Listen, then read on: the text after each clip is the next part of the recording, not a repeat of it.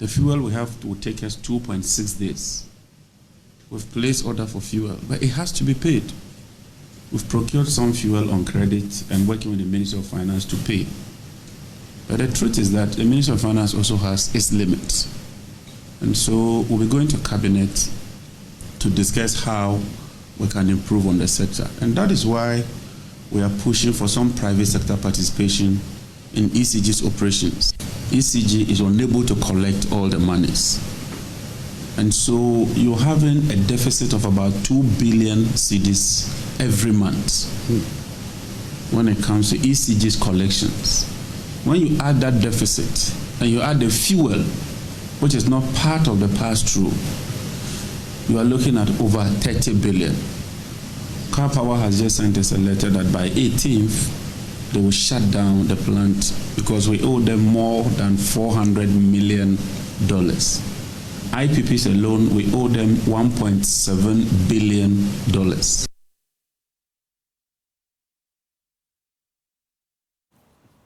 That's the Minister for Energy and Green Transition. The ECG has a total liability debt, 68 billion Ghana cedis. 68 billion Ghana cedis.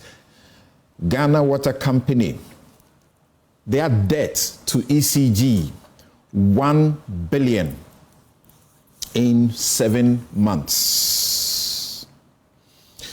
The total debt owed to independent power producers, IPPs, 1.73 billion, not Ghana cedis, US dollars. And as you heard the minister, this is a critical situation we find ourselves in. He says we require about 1.1 billion US dollars to procure liquid fuel alone.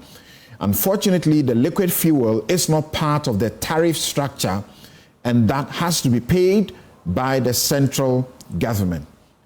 Car Power says that by 18th, check today's date, 17th, by 18th of this month, that's tomorrow, they will shut down the plant because we owe them more than 400 million US dollars.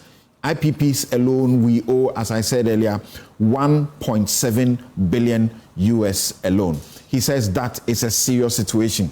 Well, they appear to say there's some lifeline we are getting because through the help of the Ministry of Finance, we've been able to procure 450,000 barrels of light crude oil, and this can stretch us for quite a while. But why must we live in panic that we can't get power almost all the time? Why should we be in such a situation? Join us now. My guests right here in the studio.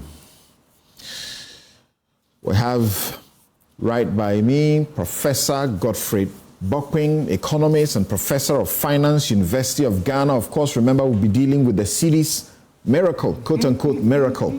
Want to find out if it's just a blip or this is engineered, to last, and to last for how long. You've heard Professor Bokwing already suggesting that this is not a permanent thing as is being suggested.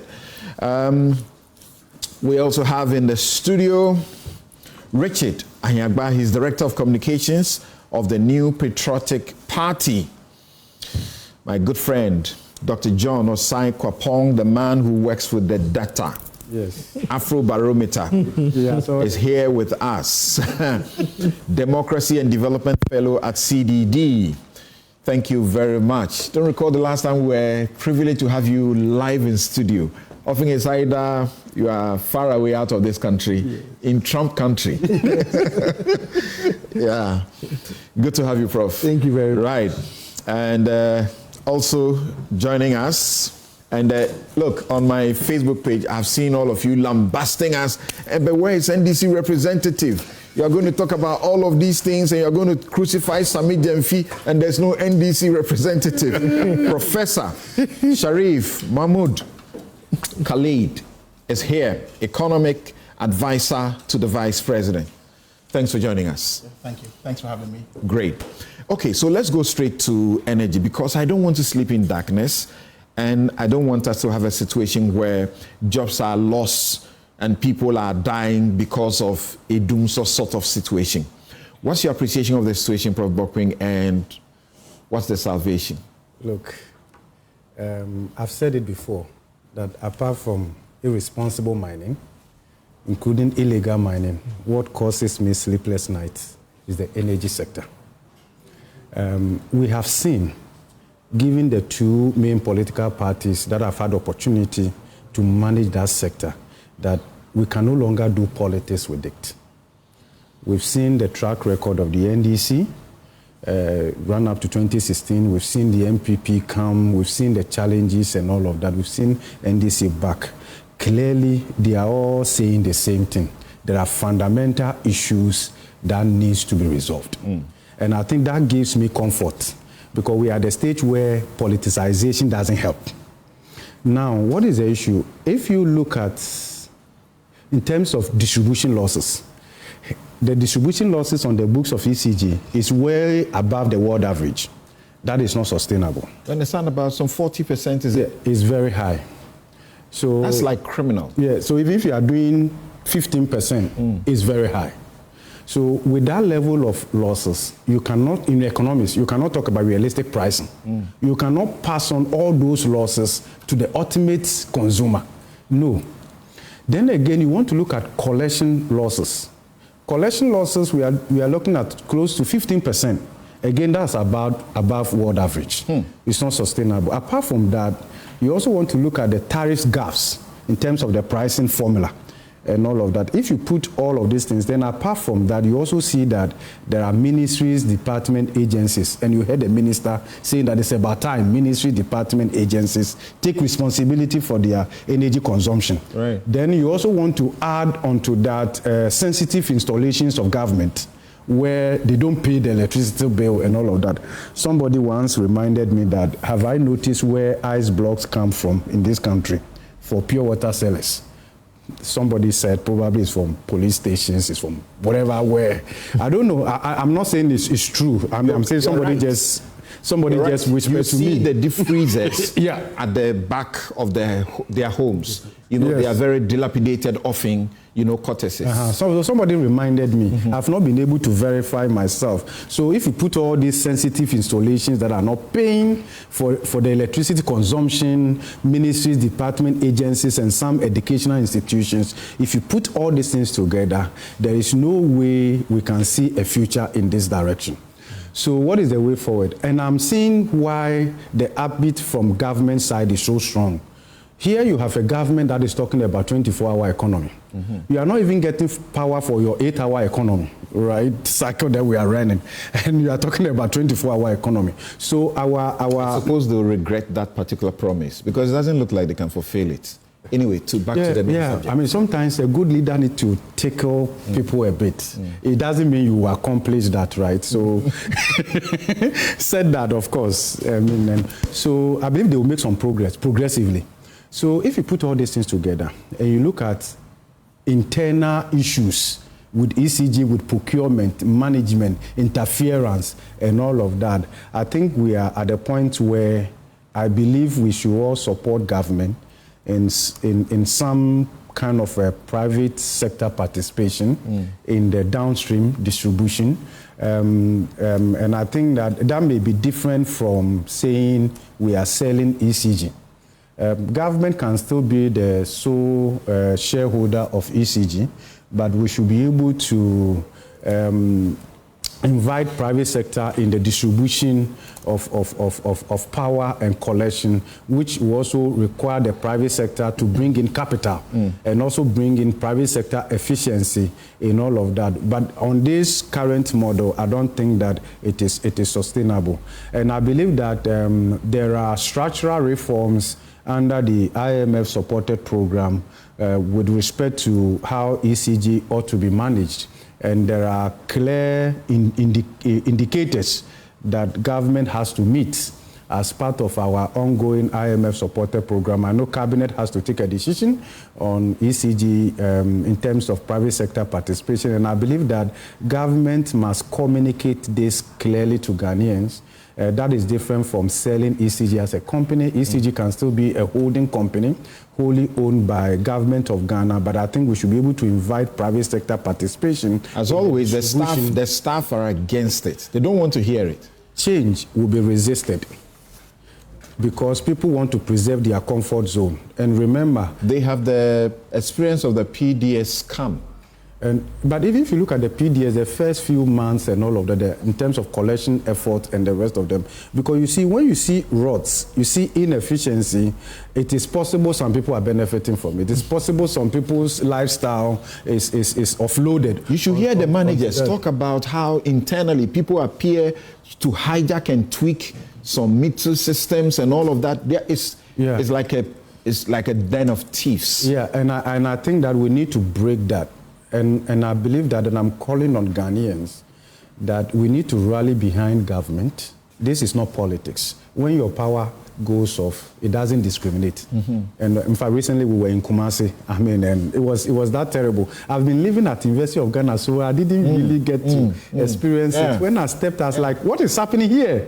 Is that what you guys go through every night and all of that? It was that bad, please. It was that bad, so please, let's do away with the politics. I'm expecting the minority in parliament because a lot of the reforms for which the current minister is implementing actually started with the previous administration as part of the IMF-supported program and the structural benchmarks about reforming the energy sector. And I think we need to do that so that we can have reliable, predictable power for our industrial uptake and the rest of them. And I think that beyond that, once we are able to invite the private sector participation, the idea of procurement abuse and all of that will be minimized because ECG then probably could be a holding company, right? And then this private, and of course, government can decide whether they want to offload all of that to a single private sector or probably maybe 4 or so of them and create some kind of internal competition. I will favor that as well, rather than offloading all of that to just one entity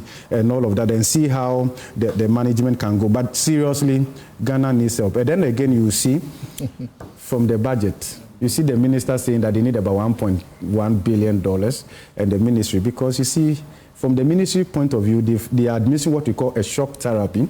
They are controlling expenditure as much as possible. So with all this coming up, it's very difficult to get the minister to just quickly play along because it has implication in terms of the stability of the city. We want to have. Yeah, because that is what is playing out in the stability. We'll get there. So, Prof, hold on there quickly. Thank you. Let me go on Zoom and speak to Engineer Harriet Amisa Arthur, co-founder and executive partner, Arthur Energy Africa. A friend of mine, Chubu Esiako, says a lot of the ministries won't even miss ECG if power is cut. A lot of their staff spend the day watching TV and doing very little work for which they are paid anyway. So let's not be that bothered. Right. So, Harriet, look, this debt, it doesn't look, it's like a black hole. It's like a bottomless pit. It goes up. It doesn't. We never are able to come out of it. Do you have any assurances, and what would be the basis for it that will come out of this situation?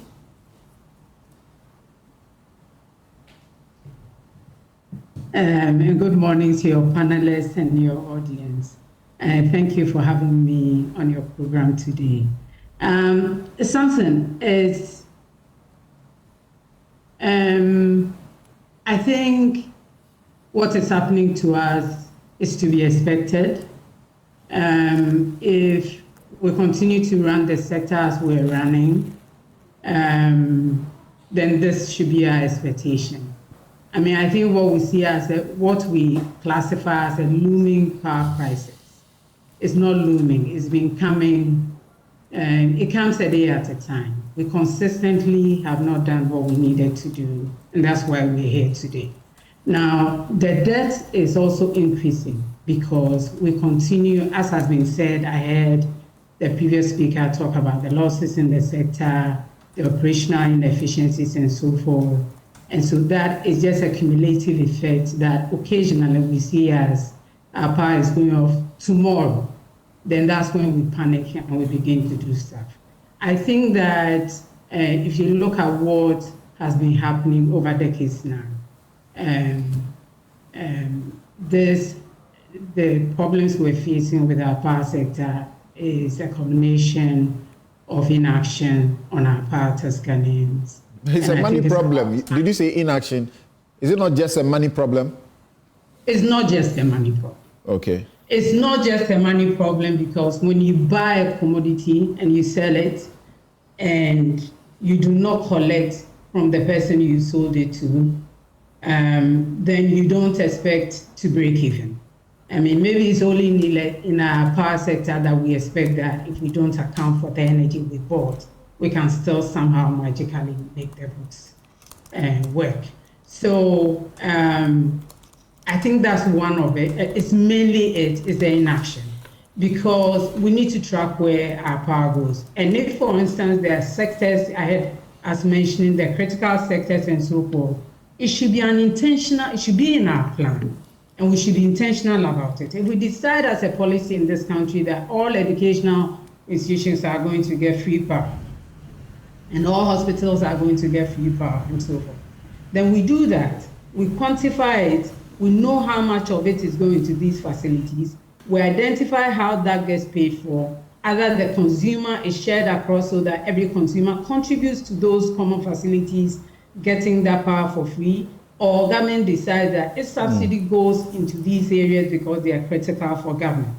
But we can't just throw the power out there and assume that if we're losing it, it's because it went to the hospitals or it went to the educational institutions. Every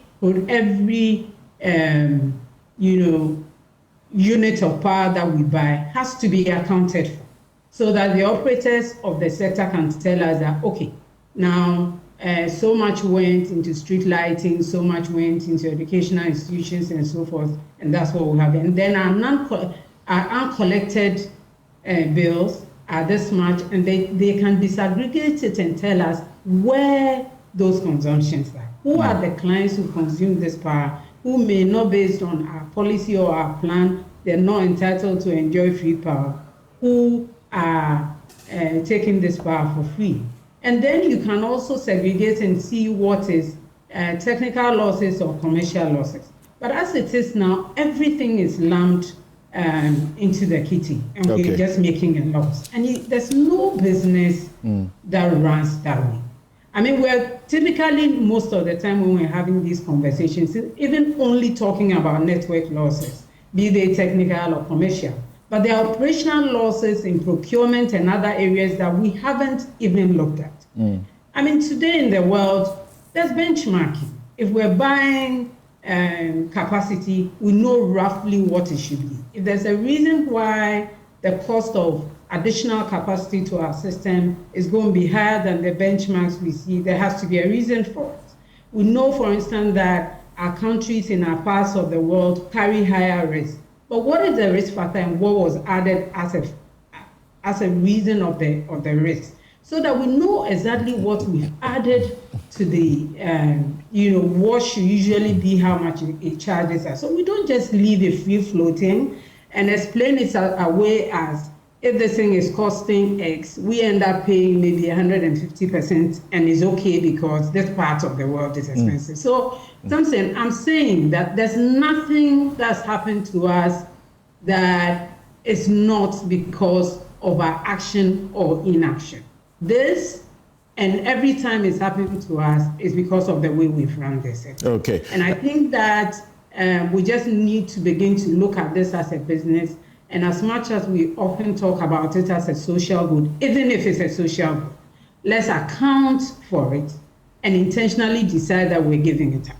So, and then we can make plans to pay our debts on a more regular basis. Okay, because you are joining us only on this subject and you're taking leave of us shortly, tell me, do you then see that things are being done to avoid putting us in this kind of, pressure and getting all of us to panic?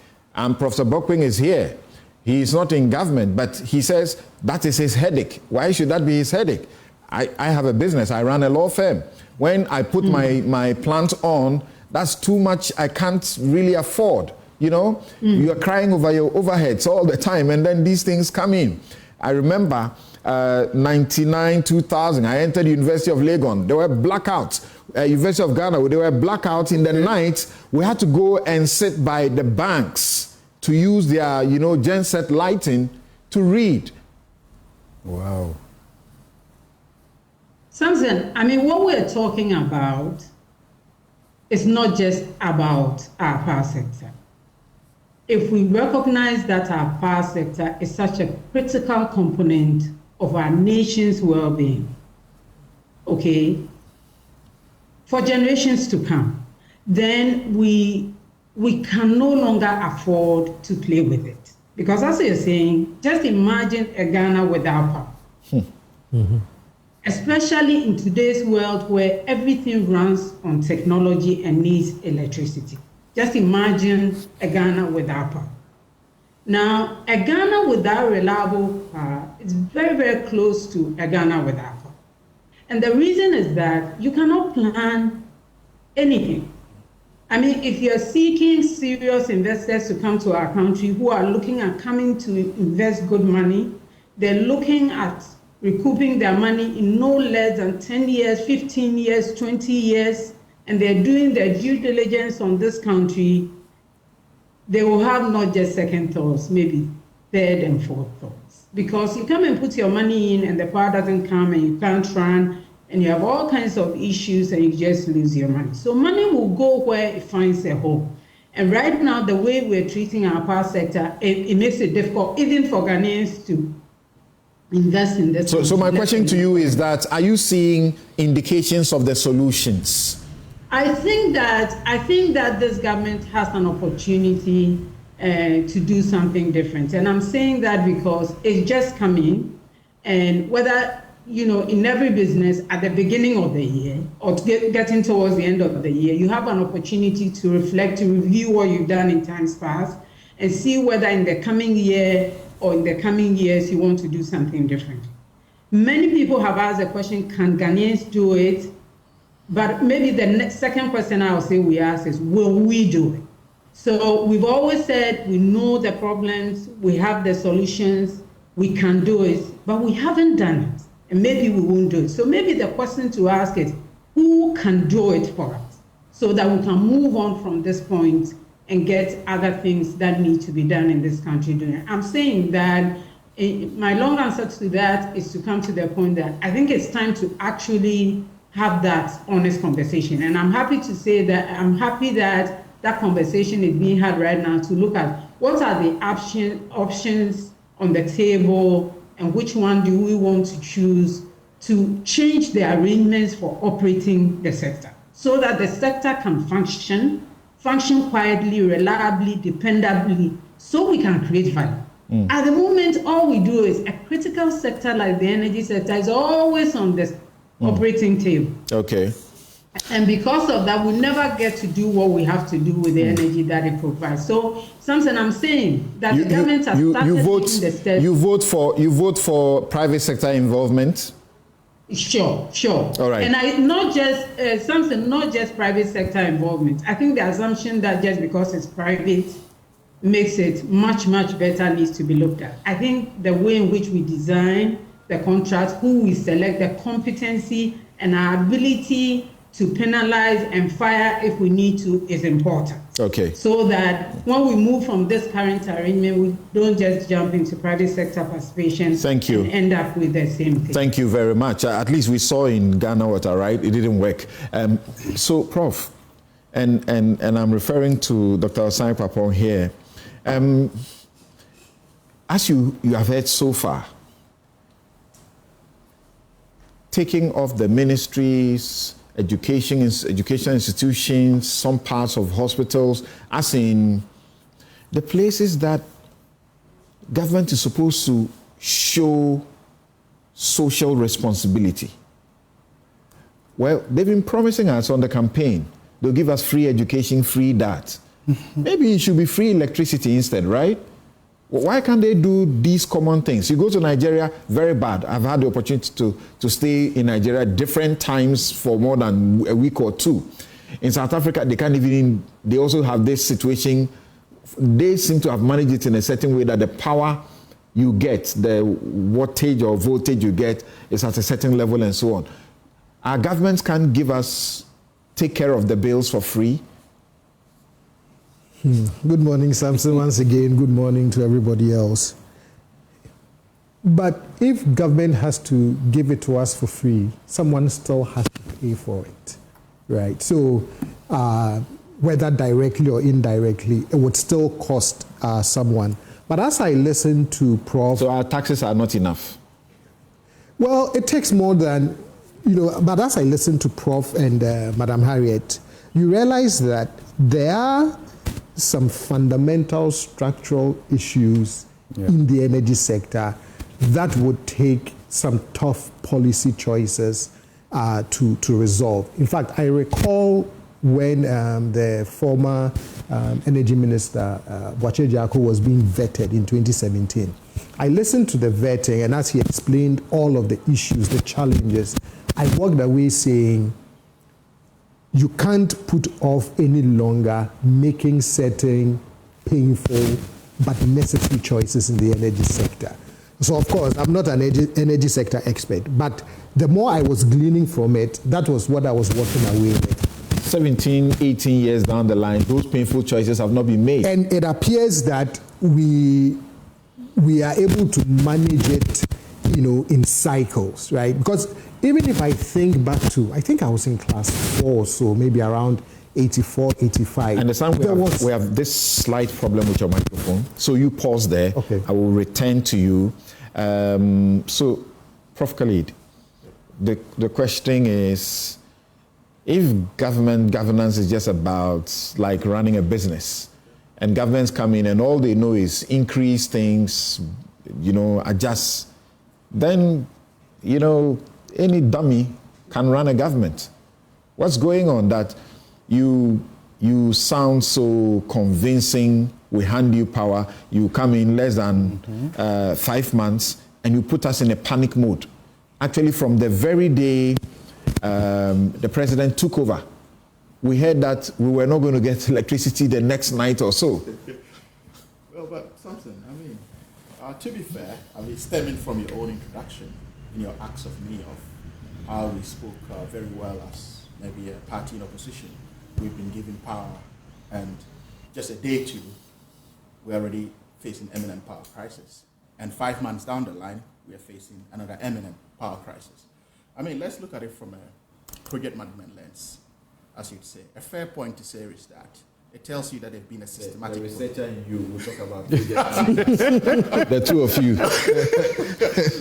Of course, Professor. Well, I'm trying to be as depolitical as possible as I am. So I think that we should rather be patting the government at the back, because if a day after taking office there were supposed to be imminent power crisis, which never happened, we've been weathering the storm as far as it's concerned. But what it tells you is that it's a reflection of a systemic crisis that has been existing for far too long.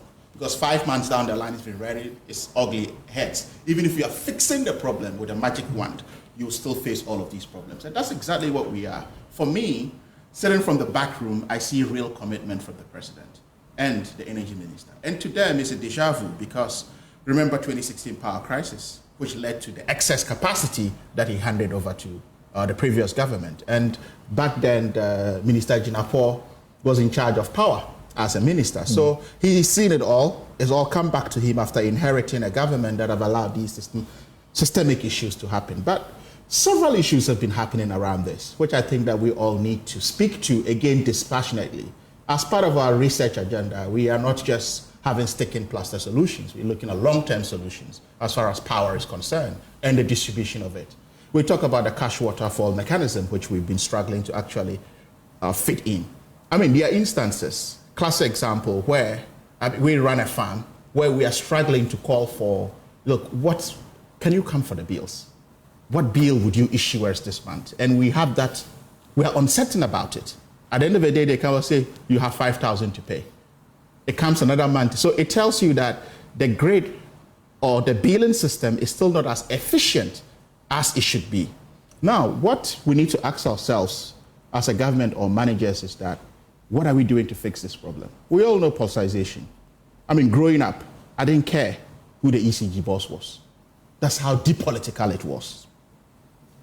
Nobody cared a hoot who was running or manning ECG.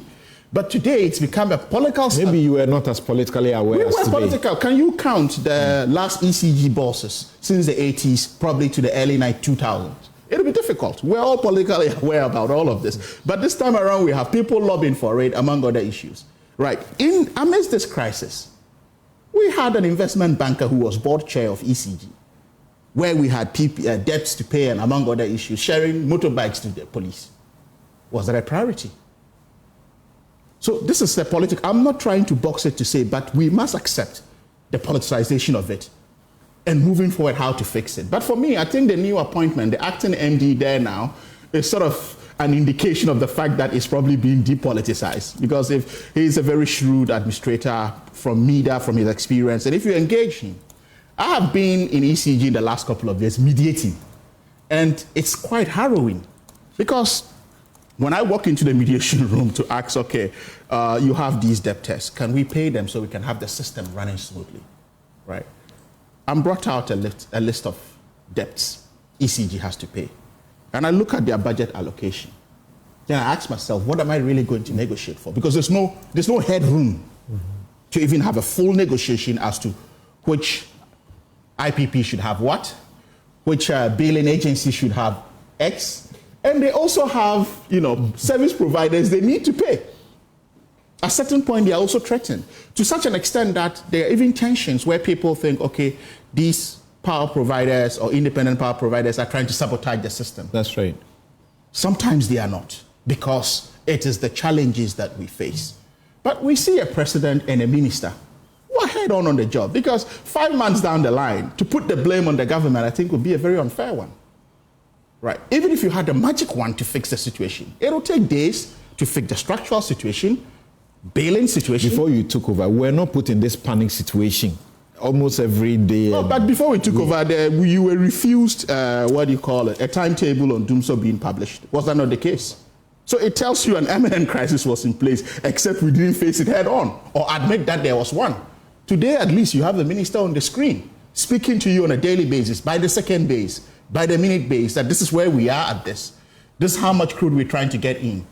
And this is what the Ministry of Finance is doing to support that. And I think that these are things that I'm not saying they are giving us the proper solutions. But if you understand energy very well, especially power and its distribution, with this systemic problem that have been left, it will take a very long time too. And the communication of it, for me, is very important. We may do A, B, C, D all around, but look at power theft around, power losses, trying to consolidate all of this. Even revenue generation, the collection of it, how centralized it is also another problem. So it's ECG is a behemoth. It's a beast in and of itself. What do you tell Iraba? She says that you should have maintained the betting tax to take care of some of these things. Samson, I'm always put in a fix when I'm asked this question because you have removed taxes that was giving us money. A nuisance tax, and we all agree. Prof would agree with me. It was a nuisance tax. That one we can run away from. Apart from the fact that I'm a Muslim and anti-betting tax, but you look at it from a structural perspective. My view about betting tax is different. Yeah, Muslim then should be supporting the tax. No, but you see, to discourage it. But that's not a substantive matter. Yeah. So the question now is, from where you sit, even though I know your answer will be in the affirmative. Yes. Are you assured that we will resolve this problem once and for all? At the pace. What gives you that assurance? The president's commitment gives me that, if it's anything to go by, which I believe it is something to go by. His commitment to education led to Education Forum. His commitment to Constitution led to a Constitution Review Commission. Energy, we don't have that, have we? Well, but several committees have been put. You remember, this is a very technical area. The minister. Yeah, and remember, this is a very technical area, right? And he has confidence in his minister to allow him to say, okay, these are the shortfalls we need, technical committees. Can we go back to the stakeholder market and bring them together? So a couple of stakeholders are working. It's just about connecting the synergies. And you see him mention, I just returned from the CEO Africa Forum in Abidjan. He was there. He was there. He spoke about this same situation. So if he's even speaking about it on international platforms, it tells you how committed he is, holding his own feet to the fire as far as solving our power crisis. Okay, let's return to Prof. Prof, the next campaign, I'm going to be tasking the MPP NDC. If they can give me free power, I'll vote for them. Oh, they can promise. That's not a problem. Richard has a jet set vehicle. He might probably drive to the house. Right. Yeah, But Prof. then if they promise you that free power, they'll still have to pay for it. But it looks like, as we talk about these fundamental structural issues, one of the key things that also has to be looked at least from my layman's perspective, is the entire value chain, identifying the various fault lines along those value chains and figure out what are the appropriate policy responses and choices along those fault lines. One of the things that I'm still not clear about or continues to baffle me is the energy sector debt. Because government to government, you hear two narratives. There's a huge energy sector debt, and then at some point, it's one of our achievements is we've cleared the energy sector debt. And then there's another government, and then you hear that narrative of energy sector debt accumulated, we've cleared it. So we keep going, through these cycles of we accumulate, we pay off. Except in the last few regimes, they have not cleared. Nobody has cleared energy sector debt. But I do remember statements here and there about how much of the energy sector debt at least has been paid down. So you go through that cycle of we accumulate, we either pay down, we pay off, and then it re-emerges. So for 8 years, Akufo-Addo left us with some 2 billion, and they are continuing from there. Right. So which tells us the that energy sector, the ESLA, how it was managed in the last couple of years, really defeat the very purpose of that. That also contributed to that. We have to even restructure the ESLA bond and all of that. I think that something fundamentally shifted. So whatever is driving these issues, because ultimately, like you said, the absence of power and these power challenges also has political implications for the government in power. We all remember one of the things that current President John Mahama had to face back during his first term when there was the energy sector crisis, and how that became one of the issues used against him. Of course, I have to quote Afrobarometer, right? I was looking at the numbers here. Always advertising Afrobarometer. And I gain your credibility. Exactly, and back then you could see that the political implications were not pretty. Only 23% rated the government's handling of the energy sector in terms of providing reliable electricity favorably. Yes, by the time we got to 2016 and CDD Ghana did its 2 pre-election polls, it improved. By the October one, Dumso was now not ranking as a key issue that was going to drive voters to the poll. But you also cannot address the policy part of this challenge without also paying attention to the politics part, because that is where citizens would judge whether you've been able to satisfactorily address the issues, or not. You were hopeful that Boakye Janko would do this.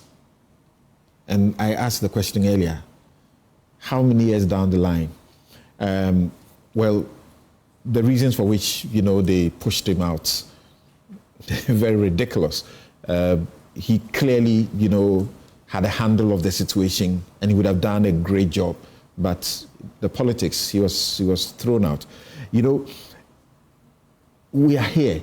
Do you see any indications that what you felt then, the painful measures that had to be taken, they are being contemplated or being taken at all?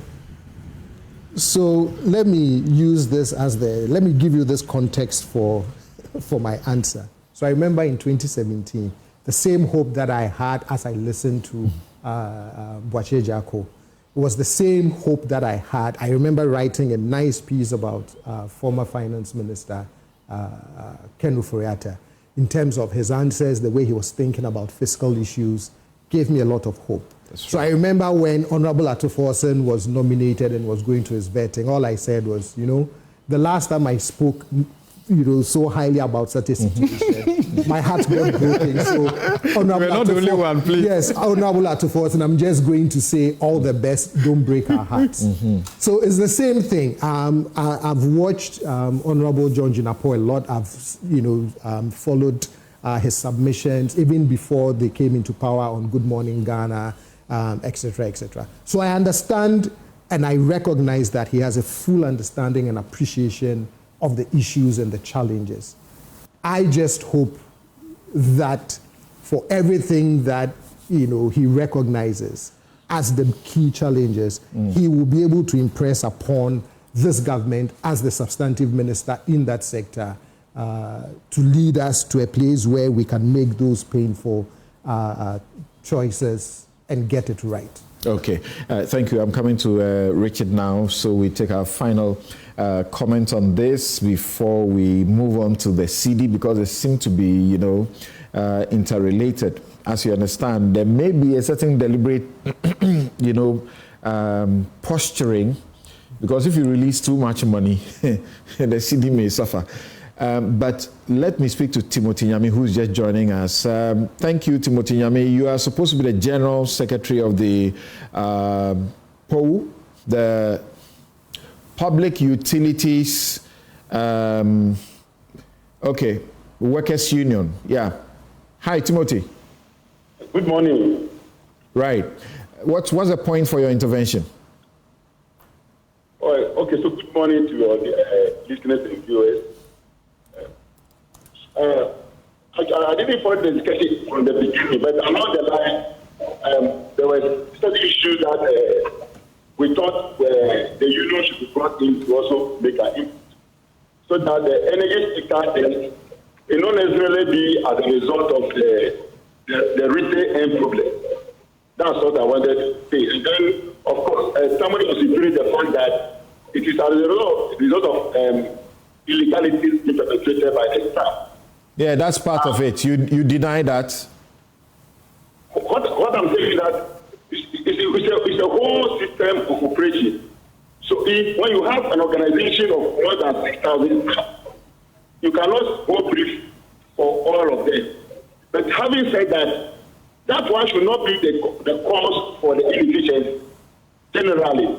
So when you work the staff of the ECG as the cause, and don't forget that these staff are always on the field work, you open them to public ridicule and attack.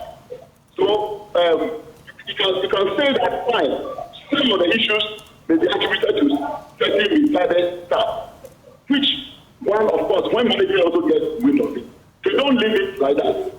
But to make it in general terms, they put the workers on the field to a certain risk. Also, I wanted to draw the attention. It's a whole system that we also know, and we also want to collaborate and ensure that this energy sector are hindered.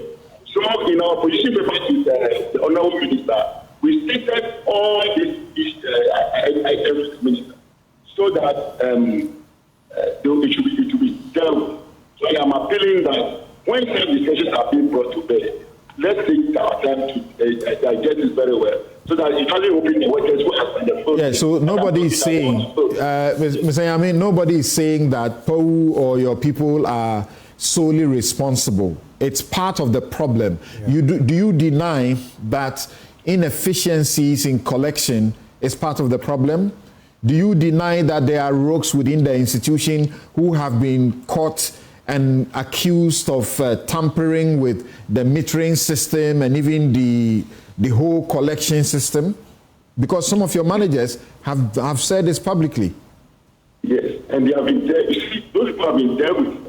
And so I say, what I'm saying that there have been anybody is doing that. So we have a system of operation. When those people are identified, they are dealt with ruthlessly. So it shouldn't be looked as if the workers there are doing that in all totality. That's what I wanted to just say. Okay. Yeah. So, and what is your main issue for being against the private sector participation?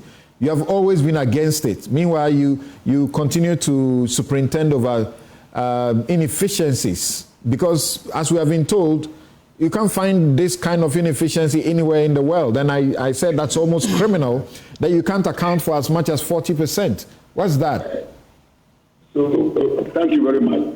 Well, I wasn't a member of the panel club. You stated certain figures that have been brought up there.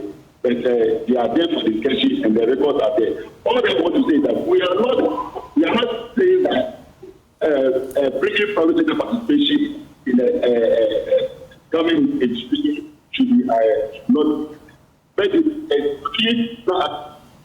We have been where I in the private. Then you are sitting the data in the end. Then you are where women of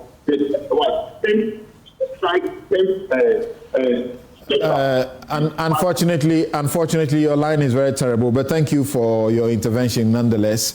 Timothy Nyame is the General Secretary of POU, the Public Utilities Workers Union. Yes, Richard. Samson. Well, good morning to my colleagues and yourself. I think the energy sector matters are largely one that we have talked about repeatedly.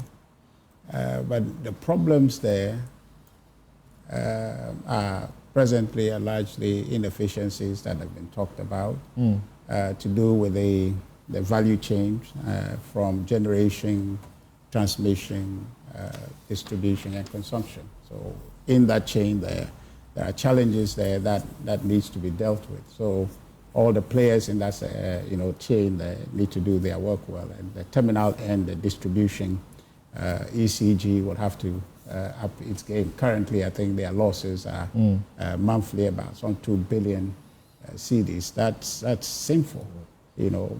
Consumption also. I just did a quick Google, and I'm reading from graphic. ECG suffers 10.21 billion loss in 2022. Yeah. I mean, how does any company survive from things like this? It's egregious. And if you look also at the consumption and also a lot of leakages there, which again you can attribute to ECG as well, because that's their business. They're supposed to see to it that people who are getting power are getting it in a manner that they can account for it in terms of paying for it to them. And so that's a challenge there. But I think that, one of the problems is inefficiency. But the other bit is pricing, which has been talked about widely, that it reflects cost of production. And also, I argue that it's leadership, but when it comes to the NDC, it is contractual and is politics. You see, I have not come to settle in my mind why we signed a power purchase agreement where we agree with people that would provide them fuel, okay, which is not to be recovered in terms of the pricing, and that all you would do as an IPP, come, bring your equipment, generate power for us, we'll provide the fuel for you, and then you just bill us. I mean, I don't know who does that. It's sinful. In fact, if I remember, I think the World Bank commentary on this matter is to the extent that it's expensive and it's wrong to sign such power purchase agreement. That's the problem. That, for me, is the problem. Take away the inefficiencies of ECG and the rest of the matters that we've talked about. That is a problem. Yeah, the World Bank did fault them. And when you came in 2016, this became a major thing in 2017. Yeah. You set up a committee, you remember Philip Addison and the rest of them, all of them there. So should we still be talking about this in 2025? Yes. Yeah, we should be. But you see, the MPP government did what it could to deal with some of the elements of the contract, which is to the extent of the take-or-pay element of it. But this aspect of fuel is entrenched, because that's fundamental to the agreement to come. You understand what I'm saying? So if you're saying that certainly we are not going to provide fuel again, and the pricing and everything else will be considered. But meanwhile, the pricing already is high.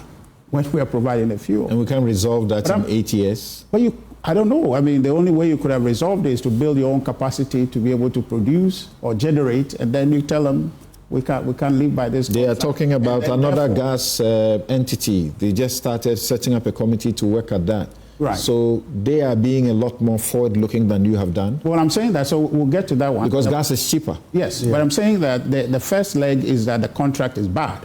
That has put us in this situation. Because right now, as we're talking, you need about 1.7 billion, right, to pay the IPPs. But on the side of that, you need some 1.1 billion to get fuel. So assuming that they had to provide their own fuel, you have that 1.1 It's okay, billion. you are making the problem statement. We know that ECG, but I'm just saying ECG is recording, they say, $67 million, dollars in loss in revenue every month.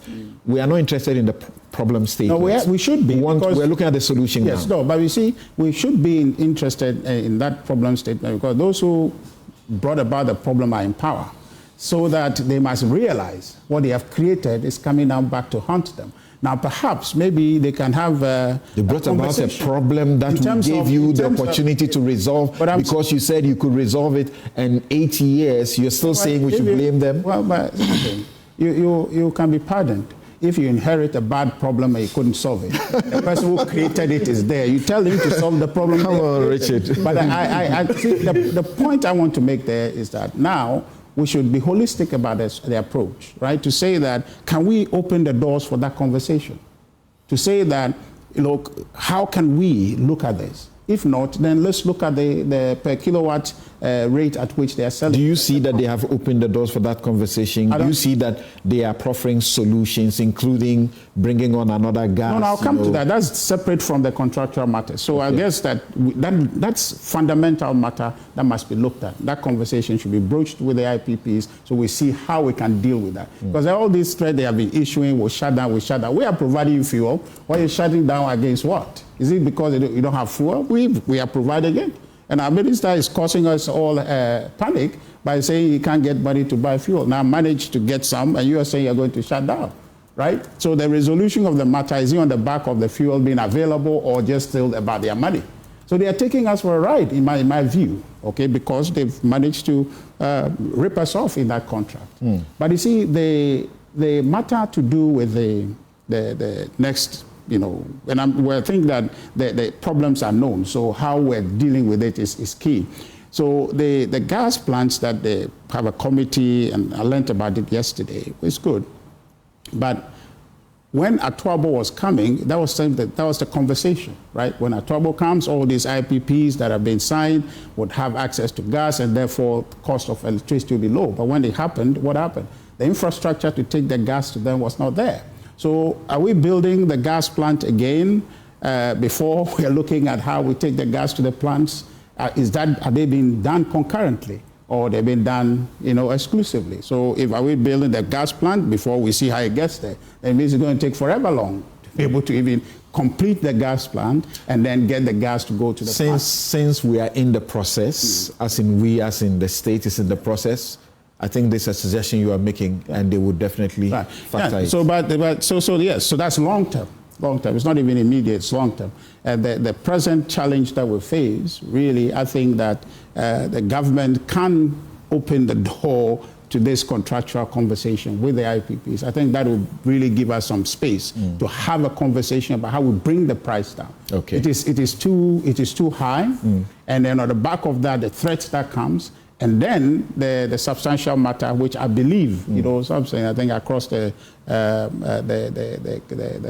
table along here, everybody will agree that ECG can begin to do something about these things now, in terms of their recovery rate, even the transmission end, all the transmission losses there, we can do a bit more. I think at the average, it's about 8-9%. Ours is very high. So there's a need for us to be able to look at that front also and see what we can do. Right. And the conversation, briefly, the conversation about private participation and all that, I have a very firm position that we shouldn't go in that direction. The only way maybe private intervention makes sense to me is that open up the space to the extent that there'll be a private person that comes in, or a private company that comes in from generation to distribution. We can have a private interplay there that brings real competition, so that ECG will sit up. Now they are talking about the collection site, which yes, that one for me is, I'm talking about from generation all the way to distribution. Entire value chain. Entire value chain. If you open it up, that. But the people are against it. Which people? They are the ECG staff and all.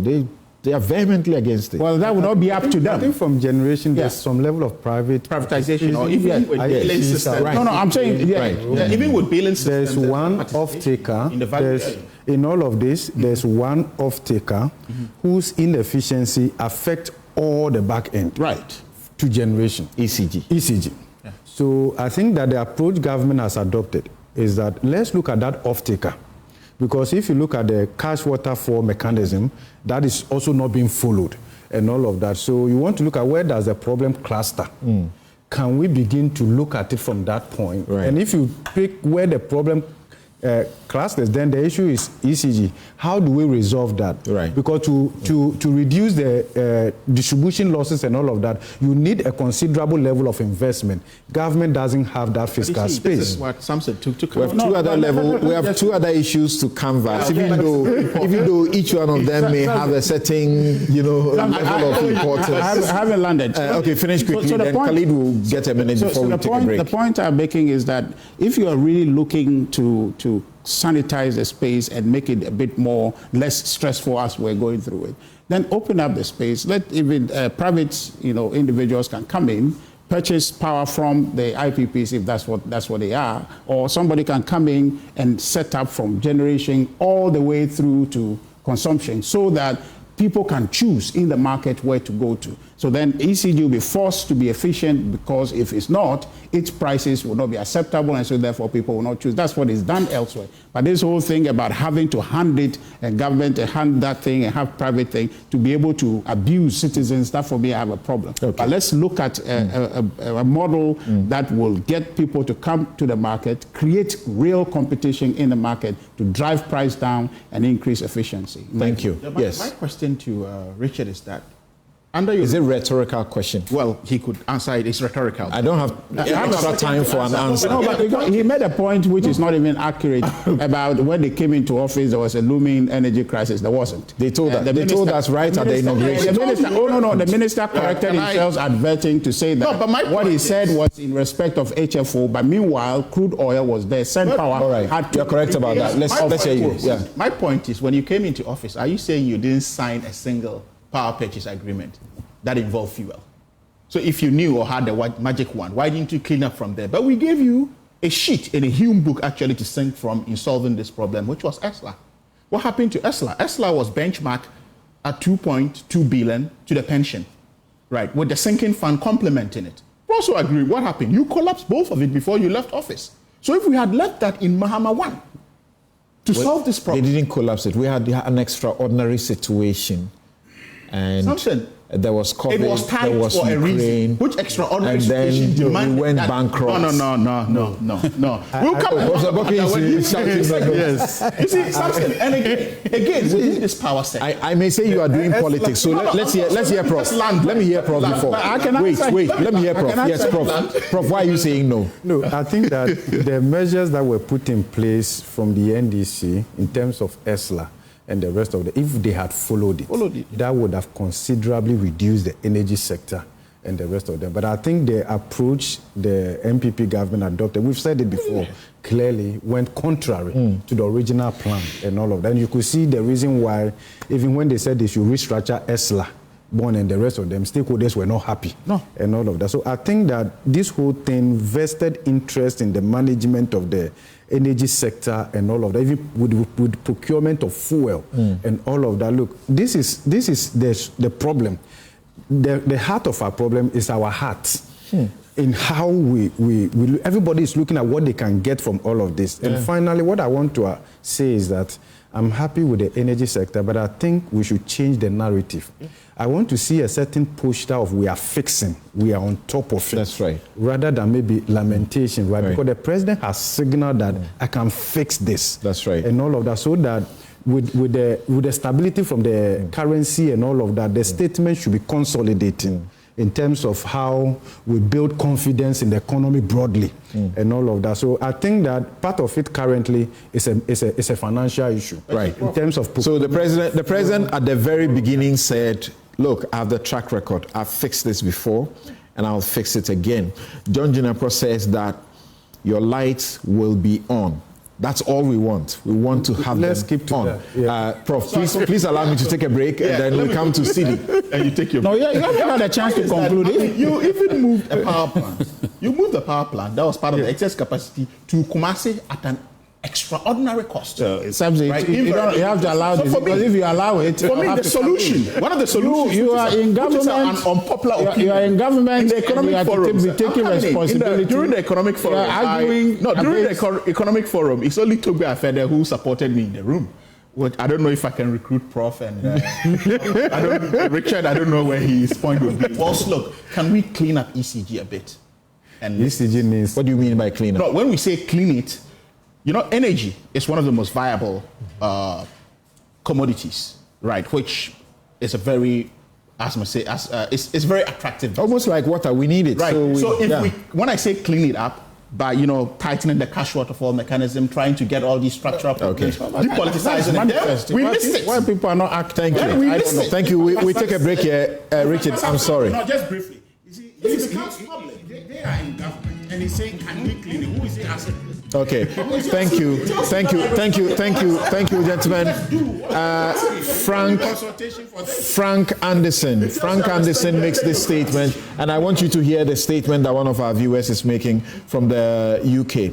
It says, after 68 years of independence, we should by now know that doing politics with critical sectors like energy, education, health hasn't helped us. These are critical sectors. Any serious-minded middle-income country should have a well-defined medium to long-term plan to ensure policy continuity and sustainability. Bipartisan approach with written commitments of stakeholders should be considered. Energy CSOs like Ben Boache and co can lead this approach so there is some level of trust and perceived independence. We'll take a quick break. We'll be right back. You're welcome back. This is Newsfile. It's your most authoritative news analysis platform. And here on Newsfile, we put Ghana first. We will now be joined by Kenneth Kwamina Thompson. You know him popularly as Ken Thompson. He's fellow Institute of Chartered Accountants in England and Wales and former Chief Executive Officer, Dales Finance.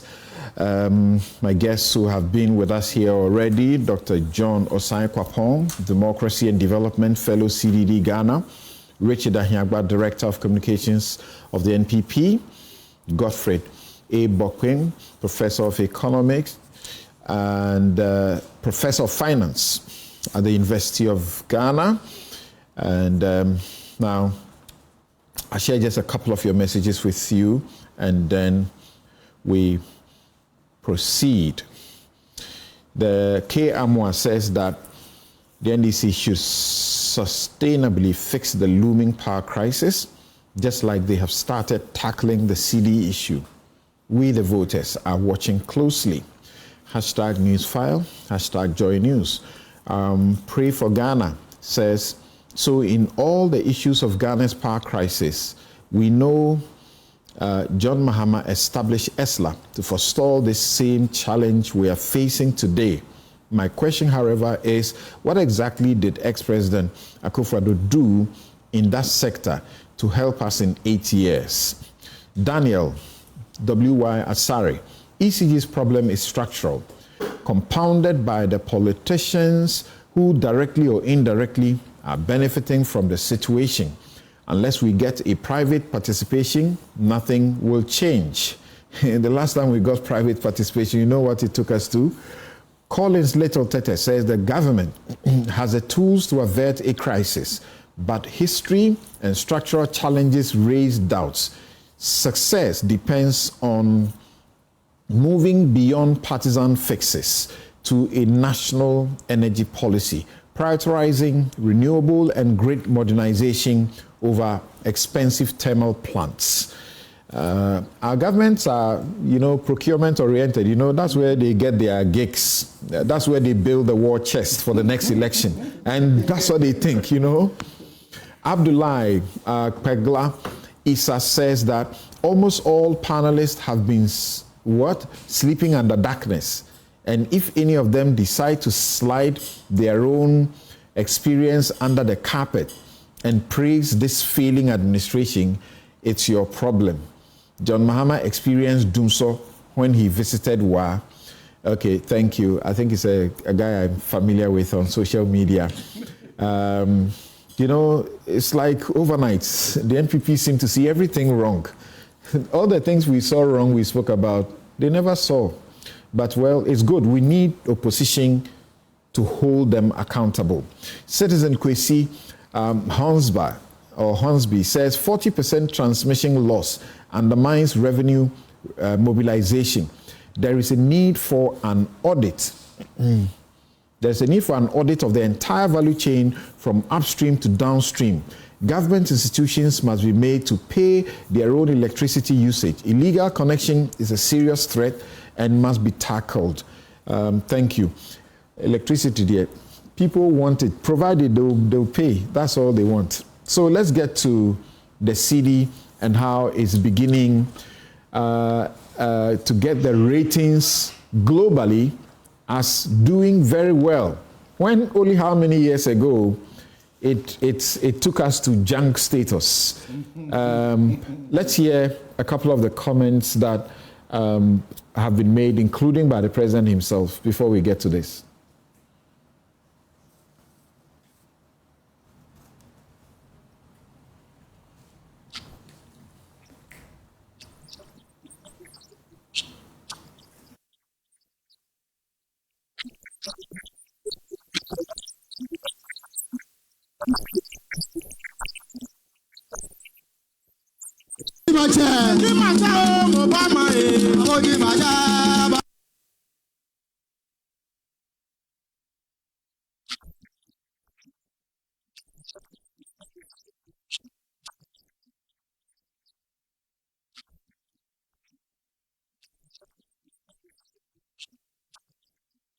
I can say on authority that as a community of banks, we do not have any directive that bars over-the-counter withdrawal of USD or any foreign currency. You cannot just show up in a bank and withdraw foreign currency. There must be a legitimate justification or reason in support of that withdrawal. Perhaps it's something that we are not within the purview, and we do not want to even begin a discussion of such matter.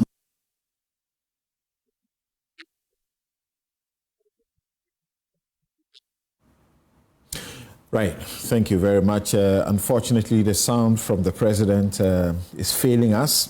And I want to apologize to Harriet too. I understand that she wanted to say something finally before we move on to this topic. But here we are. So we have some slides. I want you to see the magic the city has been performing. Just to juggle your mind, remind you to pinch yourself and check whether this is a dream or is reality.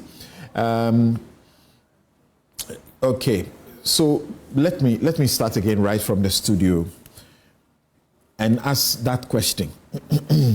Is this a blip? Is this sustainable? Well, it's not a blip. And again, there are concerns about sustainability. There is a reason for what is happening. So it's not purely accidental. From the 2025 budget, you could see that government's intention was to stabilize the economy. The economy was overheated. So there were three things they announced in the budget: a shock therapy, expenditure-based fiscal consolidation that shrinks expenditure considerably. And in nominal terms, you could see, compared to 2024, total expenditure for 2025 went down in nominal terms by more than 10 billion. See this. Then, from the monetary policy side, and I want to commend the Minister of Finance and the Governor of Bank of Ghana. There's coordination going on, right, towards a common goal. and all of that. Then again, from the monetary policy side, you could see the governor in terms of the transparency, even to the extent of publishing minutes of individual MPC members. But of course... Do me a small favor. Okay. And for our radio audience, Prof, help me. What do you see on the slide? I'm going to scroll this slide. It's very brief. Okay. Go through for us. What do we see? What I see here is the mid rates, 12.4 Ghana cedis to $1. Yeah. Scroll, please. Let's go on. Yeah. And then CD had appreciated by 15%. That is what I see here. Mm-hmm. I think from year to date. Yes, and then there's also a graph that shows the trend in terms of the performance of the CD relative to the USD. So you can see some kind of a dip from 16.4 Ghana cedis to 14.4 Ghana cedis. Then it went up to 15.5, stabilized there to some point, and then it took a strengthening to 12.4 as currently we have it. That is what we see on the screen here. I think the emphasis is with respect to the USD. That's right. Yeah. Okay. Yeah. Again, I think it's a similar pattern they are showing here from 2020 to 2025 so far, where the CD was 2020, and then where we are now at 12.4 to $1. Yeah. Move on to the next slide. Let's be quick about it. Yes. So here are some reasons why the CD is gaining strength. And the reasons here are that gold, cocoa export revenues have gone up. That's correct. Yeah, that is very verifiable. That is correct. Can we move on to the next one? And then also there's also remittances, which is also playing a role. Can we move on to the next one? We have had Standard & Poor's who have upgraded the Ghana CD. And they have spoken about successful debt restructuring, surge in gold export earnings, strong economic growth outlook, IMF-backed fiscal reforms, and then if we talk about the risk to the CD's improved credit ratings, we have fiscal slippages, rising public debt levels, inability to refinance maturing debt, and so on and so forth. So now, back to the conversation that we began. Yes.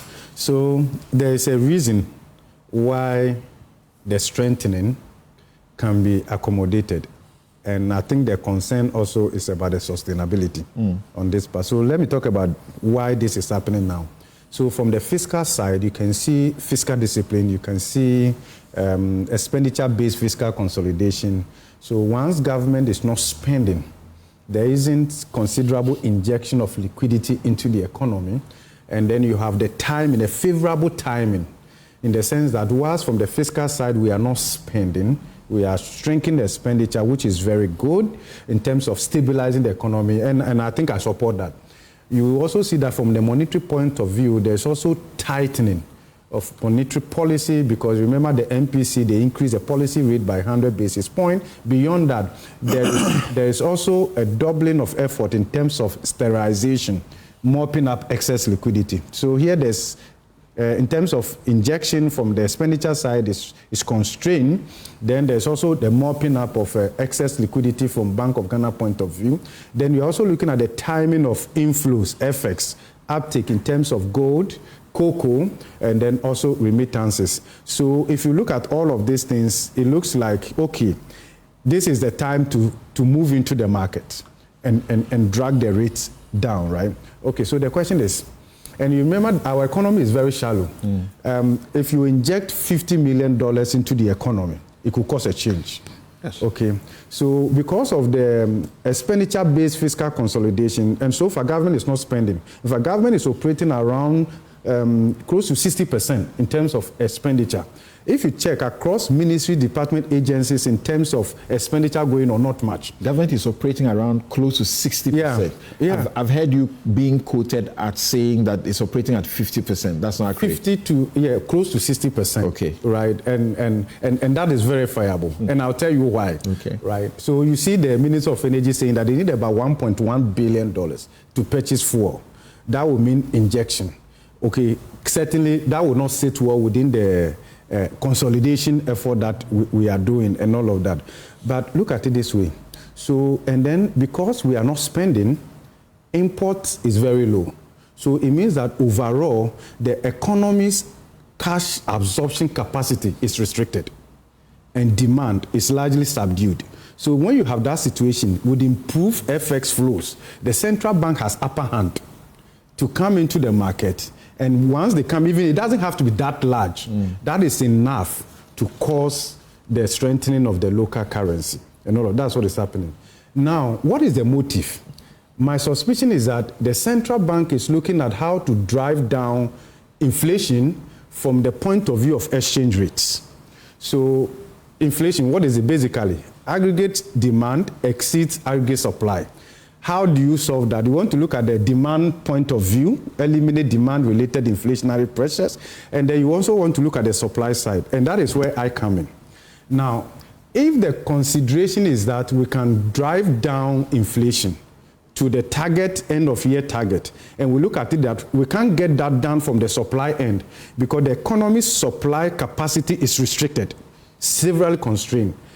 If that is the approach, then I will not go with the strengthening of the currency, the manner they are doing it. Because what you need in that instance is actually go for what we call supply-oriented policies. Supply-oriented policies will not coexist with what we are doing right now. All right, then the other thing you want to look at is that, okay, so we can drive down the inflation.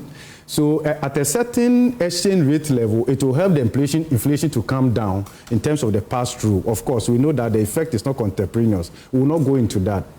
But this is the issue. From November 2023, inflation on locally produced items is higher than imported inflation. So if you drag down the exchange rate, it only makes import cheaper. Okay, to the extent that we are promoting import-oriented economy, I would say go that part, but that's not what we want to do. That strategy does not create jobs. But of course, it will help us to bring inflation down from that point of view. But the real issue is, where should we stabilize the currency? The market has adjusted largely to 15 Ghana cedis to $1 and the rest of them. So if you drag it down, to what point?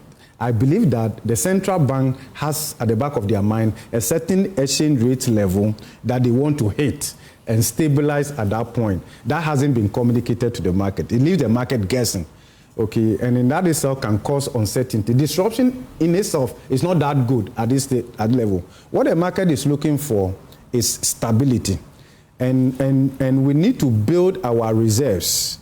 And I agreed. I heard the first deputy governor of Bank of Ghana saying that they are not burning the reserves. Yeah. Yes, and I agree. You know why?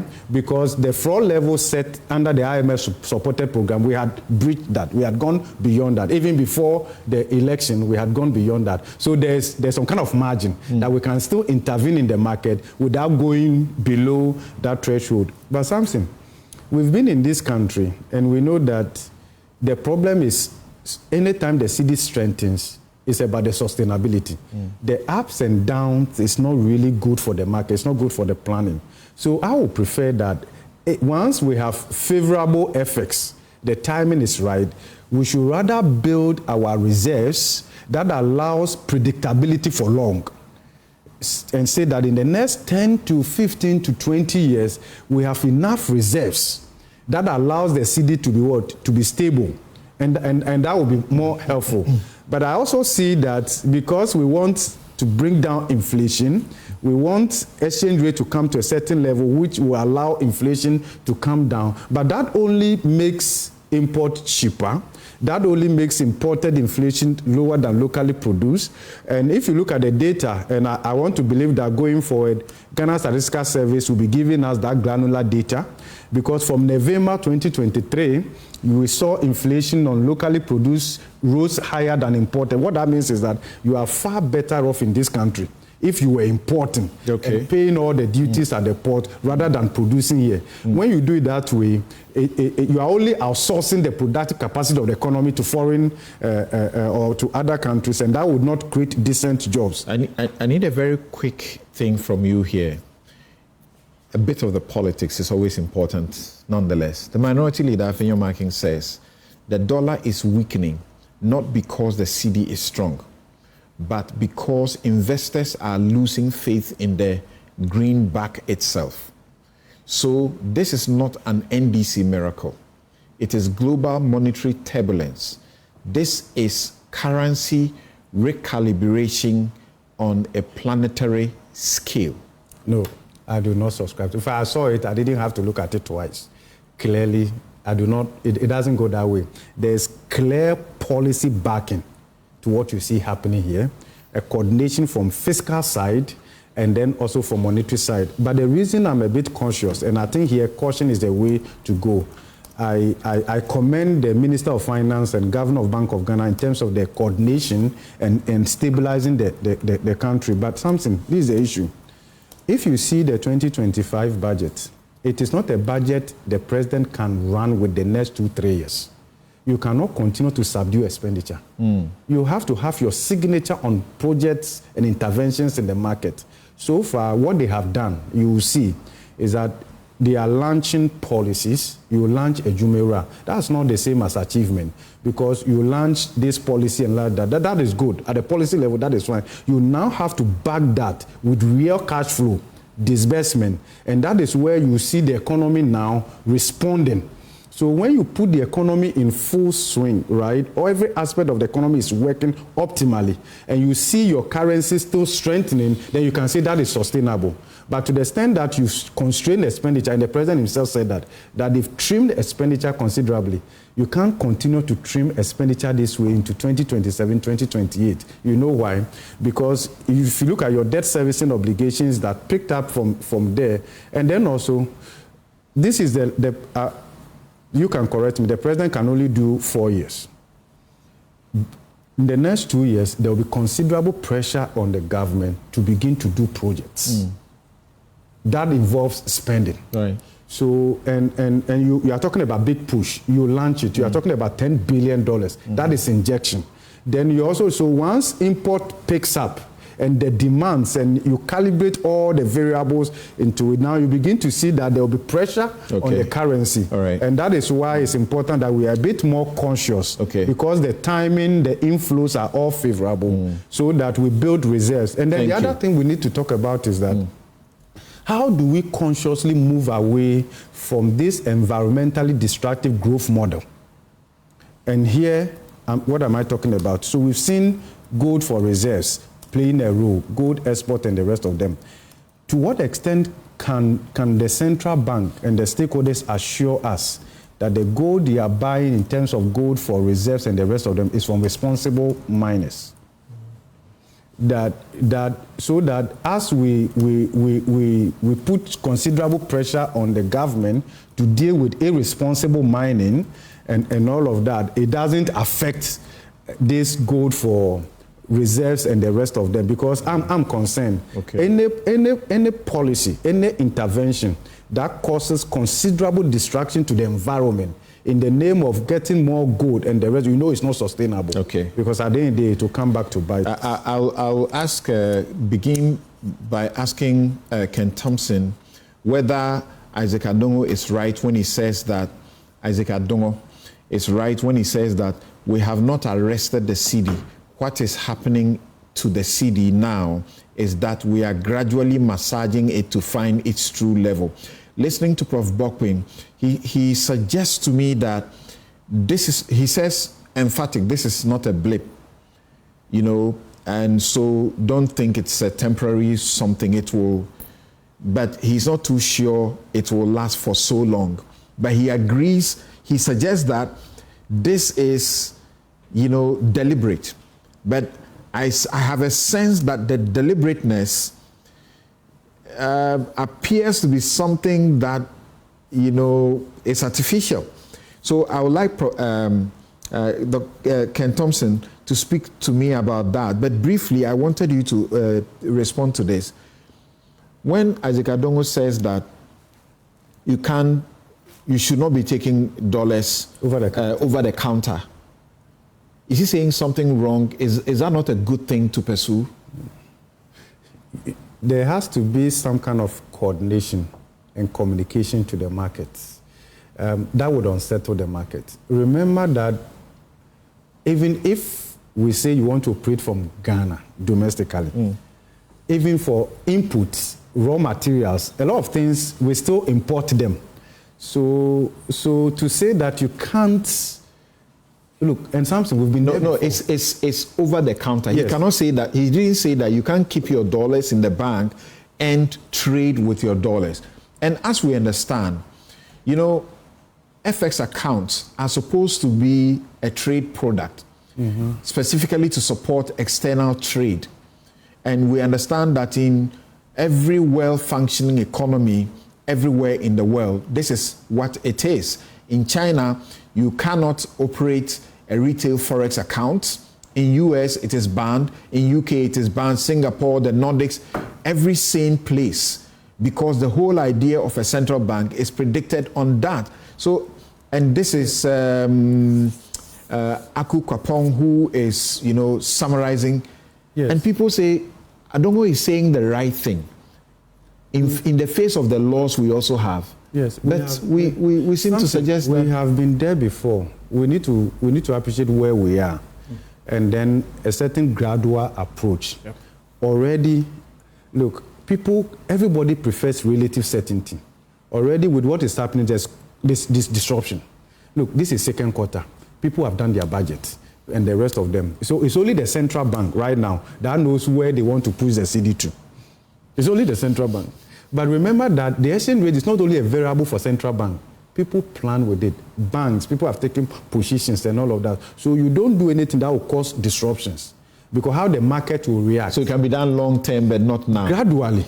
Okay. Gradually. I believe that it is possible that with proper policy coordination and management, the idea of people holding dollar also as a store of value and all of that can easily go down. It's okay. So quickly, let me go to Ken Thompson. And I think I should start with Ken Thompson on that point. Do you agree with me that it is almost impossible that as a board member of the central bank, this would not have been a matter that came up and they had discussed it and they are convinced about it and he came out to speak about it, perhaps just to test the waters? Good morning. Can you hear me? Yes, please. Prof, good morning, and good morning to the rest of the panel. Yes, good morning. Personally, when I heard Dr. Adongo speaking about the cedi, I was thinking to myself, why would a board member get involved in something like that? It's a PR matter. Why are you getting involved? Because, there are a lot of issues that are related to it. And really, I wouldn't have got involved in it at all as a board member. And what he did was almost rare. I haven't come across those kind of situations. That's why I stand on that matter. As regards the cedi itself, I remember somebody famously said, if the fundamentals are weak, the exchange rate will expose you. Correct. Somebody famously said that, and that statement hasn't changed. And I honestly don't. Really, it says to expose you. The fundamentals have not changed. The cedi, after we're all getting used to it being at 16 or whatever it is now at 12. Nobody knows where it'll be tomorrow. But you see, it has serious consequences. And that's the bit that I don't know how the policy makers are going to deal with it. Because businesses plan based on, they need necessary to plan. Cost, revenue, profit, supplies. And we know how difficult is it to even manage your budget when you're planned. So any slight changes in the currency has huge effects. It has huge effects on your profitability and your capacity to operate. And so this CD issue and not knowing where it's going to be and the central bank not being able to tell us where it's going to be, it's a huge issue. I don't know whether somebody has thought about the effects on our exports, because our exports have become expensive. I don't know whether somebody has thought about the effects on imports, because if it's cheaper to import, people are going to import. It's going to kill local business. And local businesses are struggling as it is. So for me, those are the key issues. Even when I think of the hospitality sector, suddenly hotel rooms in Ghana become expensive. Who are we benchmarking against? Will people want to come here for their holidays? And you know, the fundament for me. So back to the same point, the fundamentals have not changed. Prof has explained how, you know, how it's being managed, which is fair enough. But where is it going to be? How can we plan with it? How can investors use that to take decisions?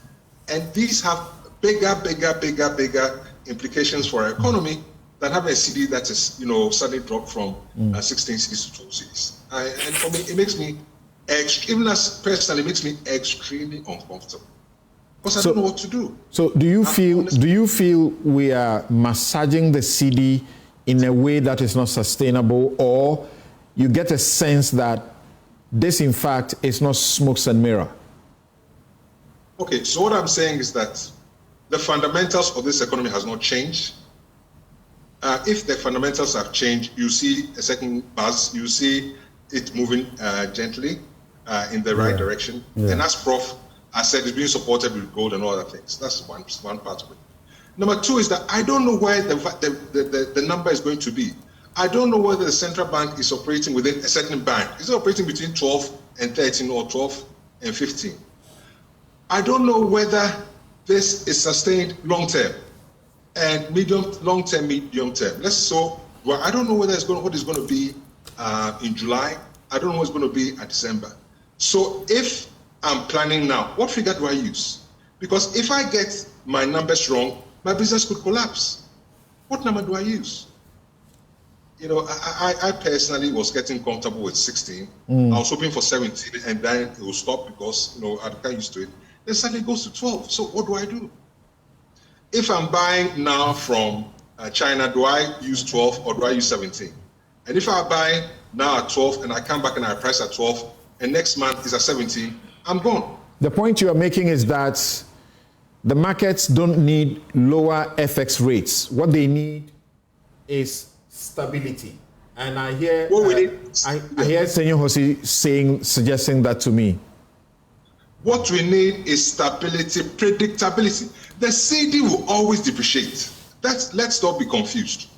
It's the rate at which it depreciates. Unless we solve the problems, the CD will always depreciate. It's the rate at which it depreciates. That's the issue. And that's always been the issue. You know, and this, you know, what is happening now, honestly, it makes my stomach churn. I'm very honest, it makes my stomach churn. Because I'm thinking, am I going to wake up tomorrow and go, yes, and it's very difficult to make decisions. People are getting excited, and your stomach is churning. People are getting excited because some price reduction is even beginning to reflect, as we are told by the trade union. That's import-dependent economy. Trade association, rather. Yeah. People are getting excited because the optics look good. It's the optics. It was 16 and it became 12. It's optics. People, I mean, but how can you get excited about CD going depreciating when nothing fundamentally has changed? Because you don't know where it's going to go tomorrow. So what makes me uncomfortable is that suddenly maybe I'll get used to buying something as 10 cedis, and tomorrow it's gone back to 20 cedis. You know, it messes me up. It really messes me up. So I would have rather, even if the central bank, the policymakers were not able to share with us what their ranges where they're operating within, at least manage it gradually. Keep it somewhere and let it stay. Just let it stay. You don't trust the managers because they say that, quote, we are building confidence, not burning reserves. This is not smoke and mirrors. This is real. We intend to sustain it. That's Dr. Mumuni Zakaria. Oh, I agree with them, But fundamental, nothing has changed. What we are enjoying is what's the best analogy? Is we're using a temporary situation to. I don't understand you. If you say you agree with them, and in the same breath you say nothing has changed, that confuses me. Well, I'm agreeing with them that they are trying to stabilize the currency. But in the same breath, I'm saying that I don't think that is sustainable. I don't think what is being done is sustainable. And I'm also saying that we are being put in a certain comfort zone, and the shock may make situation really much worse. That's what I'm saying. So basically, what is happening to your mind and by your experience is artificial. Well, Doc explained it. I mean, we're having increased gold revenue, increased remittances. We're not spending. Well, your currency will be. I mean, you're managing it. That's all. You see, the Bank of Ghana itself, it doesn't create dollars. The Bank of Ghana is your bank manager. All it does is manage what it has. If you want to increase the supply of dollars, go to the Ministry of Trade. The Bank of Ghana will only make the soup with the meat that it's got. That's all it can do. So to think that the Bank of Ghana has this magic wand to be able to influence the currency, it's not possible. It's Ministry of Trade. Okay. Yeah, Ministry of Agriculture. Yes. Okay. It doesn't produce any dollars. Thank you. That's my concern. And Samson, just a quick one on. I have a little experience on energy. You know, you spend your time on coming up with talking to Ghanaians about having the will to do the things that we know we can do, which we all know, and not to build a system that benefits the few. We all know what the issues are. We know what the solutions are, and we go back every time. Go back and forth. We say it's painful. What is painful? I started life buying fresh milk from Kingsway. When I got to university, I was eating yellow corn and copra. You can only have what you can afford. So let's find a way to get the will to do the things that we can do. We know we have to do. All right. And that's the only way to solve it. Thank you. Thank you very much. Richard. Yeah. You have already held a press conference over this matter. Yeah.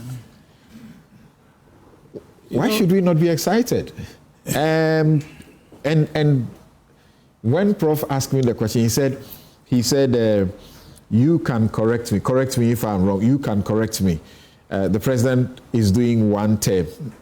Do you know why he was cautious? Yeah. Because you suspect the president may want to do 2 terms. But you know that's not possible. Yeah. Well, I expect Prof to also know. You know that's not possible. He can't do 2 terms. To also know because the Constitution provides certainty. So nobody should wonder about it. I'm here. Can I explain myself? Everybody understands you. The point is that the Constitution is clear cut. So there's nothing in the middle. So why have you been making a big meal of that?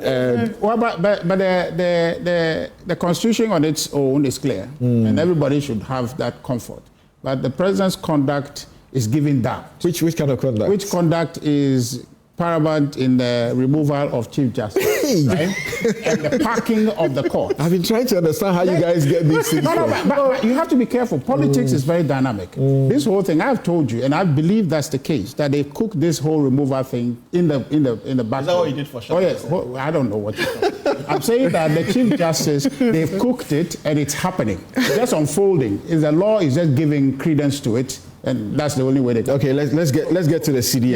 Because we should have discussed that. You see, the Cedi matter and the performance. Yes, of course, it was 14. I think we left office about 14.5, so somewhere about that, and it's come down to 12. Something has happened. It's gone down. But the context in which it's happening is clear. Prof was talking about the fiscal response, the monetary response, and type of thing like that. But that is happening in the context of the IMF program, the PCPEG-backed IMF program. So it's happening. There's nothing government can do outside of that perimeter, right? So everything they are doing is already predetermined. They're just conforming to a structure that's built. And that you see the economy was on a certain path, okay, on a trajectory to recover before they took over. So that's clear in our minds that what is happening is there. And also, you look at where the Prof was able to mention, everybody has mentioned where this improvement is coming from, which is the increase in gold prices, which you cannot control. So in of itself, even though you have the gold, the implication for that to affect your forex is actually external, because the market determines the price in that area. Cocoa also, remittances, the goodwill of our people, maybe the interest of coming home, sending back, that you can't control necessarily. So the question then comes, what is the government doing by itself? What policy have they originated, which is organic to their coming to office, that is bringing about this? Where I would agree with Mr. Thompson, I guess, saying that the fundamentals in relation to what they are doing to say that we have changed ABCD is pretty much what they have inherited.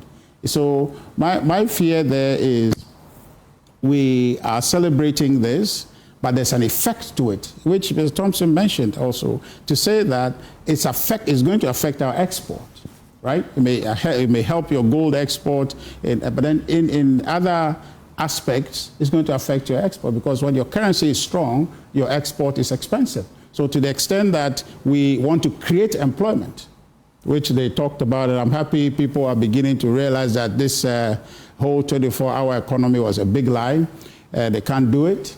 This is going to pour even water on it even more, because your export is going to be very expensive, and you can't drive it, and you need that to be able to create jobs. So right where we are now, the CD thing that is happening, I know Prof don't want to say it's a fluke or whatever, and I don't want to say that because perhaps it sounds, but I don't see what the government is doing to drive. You don't want to say it's a fluke because you have already committed yourself by saying the credit should go to Dr. Bawumia. So you can't be here to say this is a fluke. Oh no, you can say that to the extent that what is driving it now is part of the initiative that he's brought, which is led to the gold purchase program. You can say that. But then what the government is doing now to build on that is where you can say it's a fluke, because they inherited a good condition, they haven't improved it. So what the high that you're enjoying now, originating from before, if that fades out, then perhaps you can't continue to have that. And that goes to the sustainability. But you know how the CD responds to, just like the dollar sometimes responds to behavior. Trump comes into power just by virtue of he being voted into power, then the dollar begins to change. Absolutely, and that historical. There's a so when you say nothing really, I think there's something happening from the fiscal side. Right. Well, but Prof, our reserves have been increasing even under the MPP, under the gold reserves. But if you look at the expenditure of 2024 and all of that, and you can see from the IMF supported program you quoted, by the end of 2024, practically we missed all the program targets, with the exception of our reserves, where we exceeded. We're supposed to do primary surplus of 0.5%. We ended up with a deficit of 3.9%. It's okay. So, Prof, let me. So from the fiscal side, what they've done is that they've been able to bring the primary anchor from a negative of 3.9% to 1.5% primary surplus. That tells the level of strength in the expenditure. So there's a fiscal backing. But Prof, so let me. Right. So even what Prof is saying. That doesn't want to hear this. Oh no, I mean why? Prof is having, but I just want to have my time. You see, even what Prof is saying, and he admitted here that government is operating about 60%. Yeah. Is that realistic? You understand? There's a problem to that. It's like you're starving yourself. Instead of working hard to make money and have a 3-square meal, you're starving yourself and working less. How does that help you long term? You understand? So government... But as a Christian, sometimes you know the benefits in fasting. Yeah, even that. You don't do it all year round. We agree that is the way to go 2024. Yes. There's consensus around that. Thank you, Prof. In terms of the tightening. Let's allow Richard now. Yeah. So the point is that you yourself make the point that very soon they have to loosen up. So this whole thing is comical. If you're only fasting and you're not working to save yourself, and tomorrow when you're loosening up to now eat, then you are going to deplete your gains that you have made. So you want a part of the credit for something that is comical? Sorry? You want a part of the credit for something that is about the part of the credit that we want, I've demonstrated, and that one is not in contention as to how gold has affected what we have. That's manifest what we want to see. But the point I want to make is that as a Ghanaian, for us to look at how this benefits us long term, Right. okay, is how is it the government is going to sustain this? That's and right. I think that we should ensure that there is a production effort backing that. Prof made the point that it is more or less environmentally destructive growth potential that is driving this. So now you get to a point where we are producing, right? We are investing in, in our economy such that we are producing and our export is driving the currency flow. So if that's the case, then I don't know, Khalid, what you guys are going to do about the one district, one factory in terms of investing in that to drive productivity, to give us the opportunity to get more forex and then to create more job opportunities. That for me is the key. Okay. So when that is not done, I am just worried that this is just a 9-day wonder. And you know that, like the point you have made, that when there's a change of government, there's a certain response. You saw that when the MPP came in, right? You know, it happens, and even everywhere in America, you have made reference. So that happens. But then the point is that how do we ensure that this thing is sustained? And the government, Khalid and his government are quick to take some credit now because they know this is not going to last. So they are just scrambling around. They're just scrambling around. Except when you are speaking from the part of the party, you and the party in parliament should try and sing from the same song sheet. Otherwise, there's a problem. Because when you say we can get a bit of credit, then Afenyo says, this is not even anything. It's because this has happened, which Prof says is completely wrong. Now, Khalid, but let me disagree briefly. Business people and people in the, you call it the economic front, like Senyor Hosi, agree with what Ken Thompson is talking about. He says, prices are sticky downwards. Until stability is attained, very little will tickle downwards. Imports may temporarily surge as import tax revenue may fall, and local production and exports may struggle with productivity. Now hear this. He says the sharp appreciation is concerning for economic stability.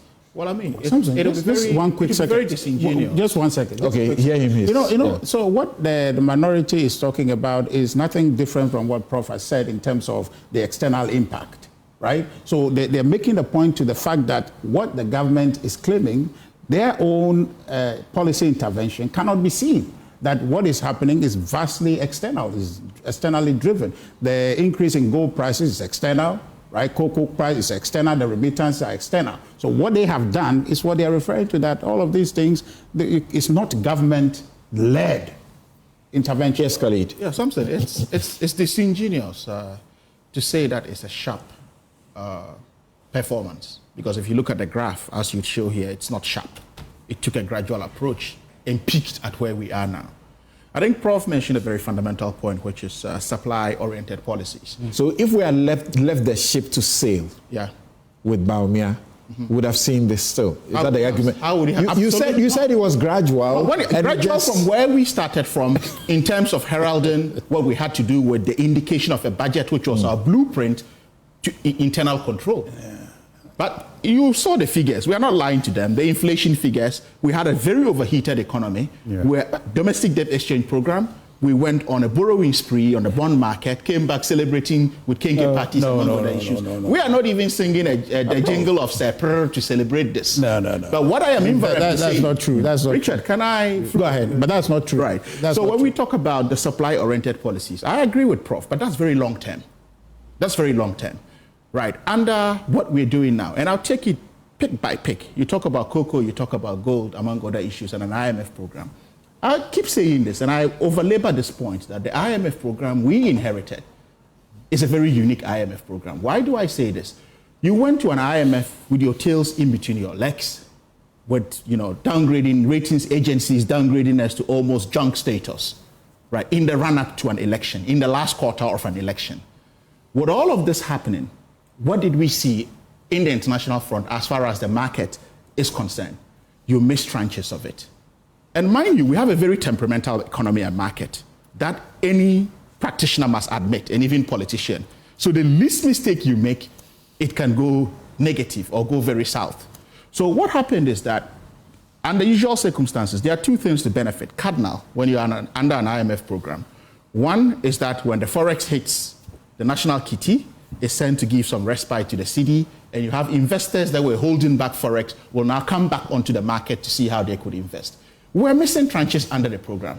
What happened is that investors no longer trust the market because we missed it. That trend was lost at the time. We missed what? Oh, were you IMF tranches? I mean, I'm talking about the payments. We never missed anything. No. We have not missed one. Not at all. We never missed anything. Not at all. We've had two to the third, right? Yes. No, what I'm not saying all the disbursements. the conditions we were to meet before the money was released. Okay, that's different from That's tranche. what I'm talking about. But the disbursement don't miss it. But you said tranche. Okay. That's what you said. No, when I say tranches of payments. Yes. So let me qualify it. No, but that's what you said, everything. but we haven't missed it. Richard, the terminology would have been servicing. I never use servicing. So please. You said tranche, but you used the right one. And please, as economists, help us. We want to go with it. That's why you said tranche. I'm really trying to avoid the terminologies. Okay. Prof did it, and we uses understood all of fine. them. So I Prof did it, and we understood fine. So you I think Prof uses all of them, so Okay. I try to hold back to be as practical as possible, combining both the teacher and politician in me. So you have all of this happening, which led us to a very overheated economy. And what we only are enjoying from this inherited IMF program is a watchman status that the IMF is playing, right? By putting the watchman at the central bank, among other issues, to really ensure that the policies are being met. Apart from that, we lost the practical element it would have reflected. But to say that the government did nothing, it's very disingenuous. But just say what the government has done. No, you look at gold. What have they done? Among other issues coming. Say it. Right. People fail to realize that most of the purchases are not going to bullion, but to Forex.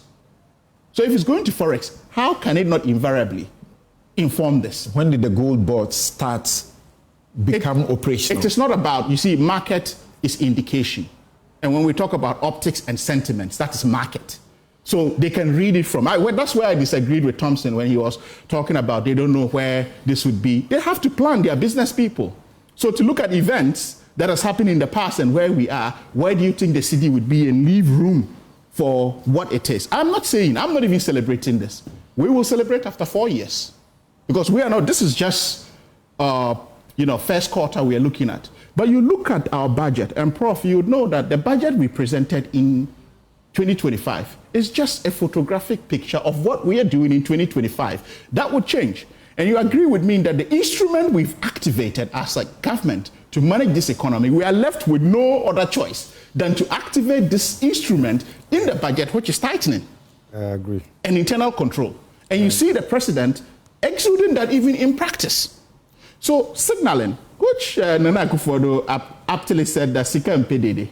Right, this was where he was trying to talk about market sentiment, optics, among other issues happening. So you look at all of this, even our nascent banking sector is trying its best as far as Forex flow is concerned. If anyone is worried as of now, you are holding dollars as an illegal business measure. That is why you'll be worried as a business person. Why are you worried? when No. But how is that? How is that a problem? If it's somebody's asset. No, it is not holding it. It's illegal. Why should no, what I'm saying, so if you're trading in that and hurting the economy and some gains are being made and you're beginning to say, okay, well, I cannot understand this. Yes, but again, mind you, what are we? We are in month 5, right, of a whole calendar financial year. Month 5, and what it means is that a budget that was read in March, appropriation goes in among other issues. And that's where, again, I tend to have a slight disagreement to say that the economy is operating at 60%.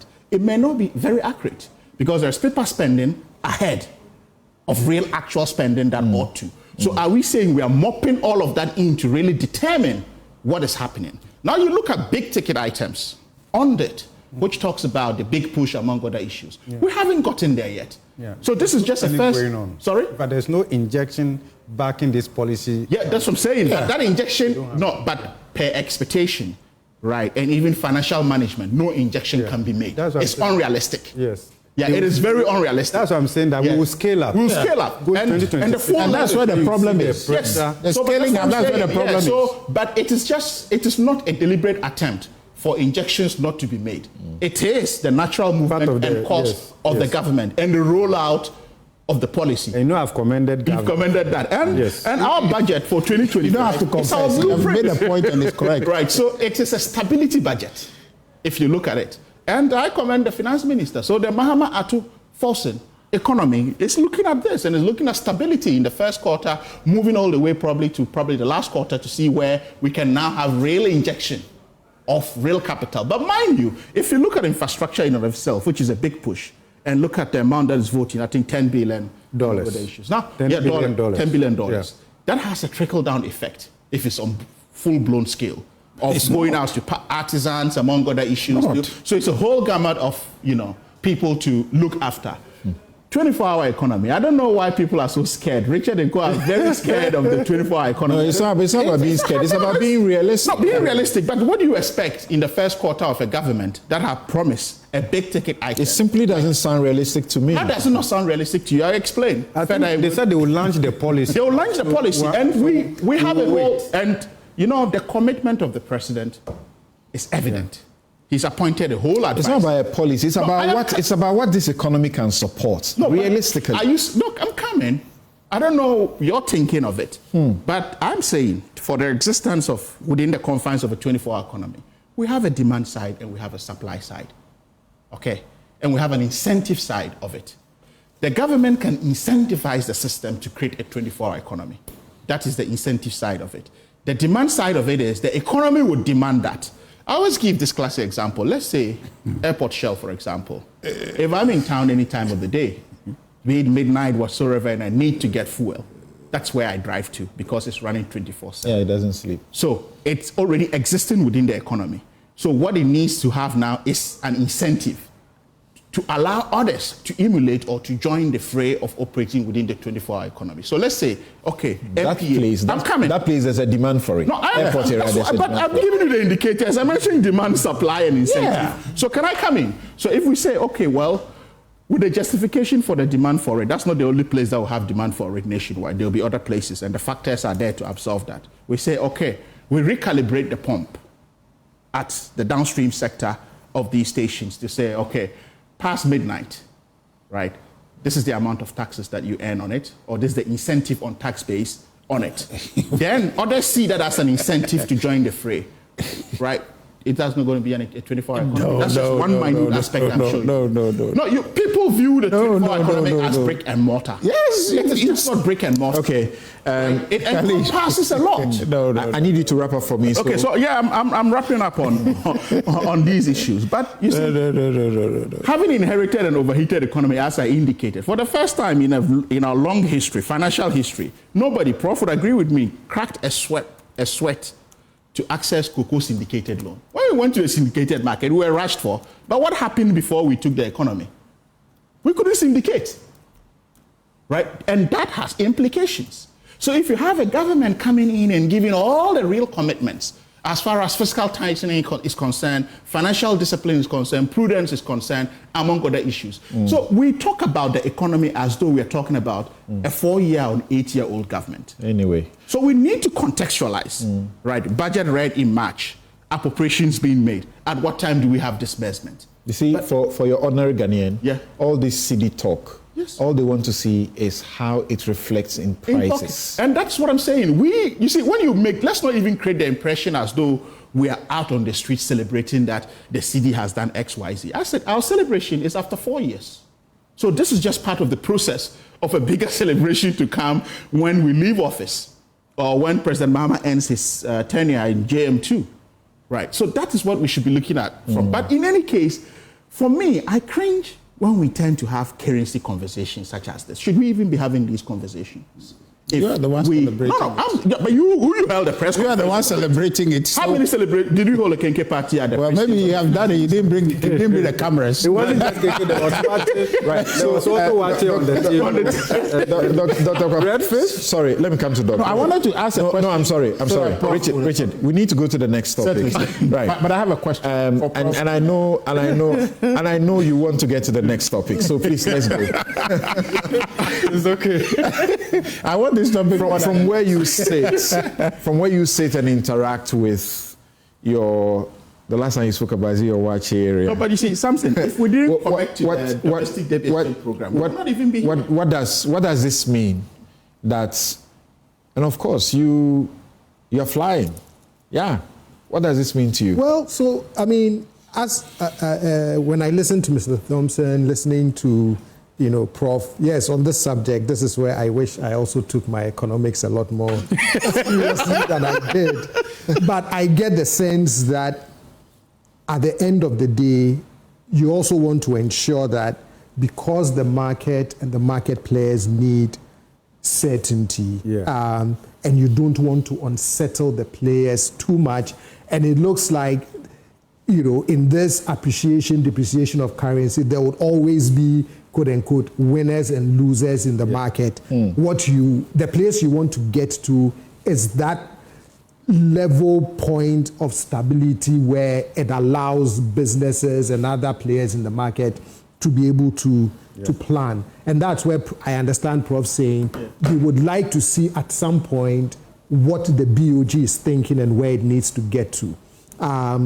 And then what happens when government also starts operationalizing its fiscal policy? All of that would have some implications. I understand the politics but you see of the it. market Let's be fair. If the blueprint as well. But let's be fair in the politics of the exchange rate.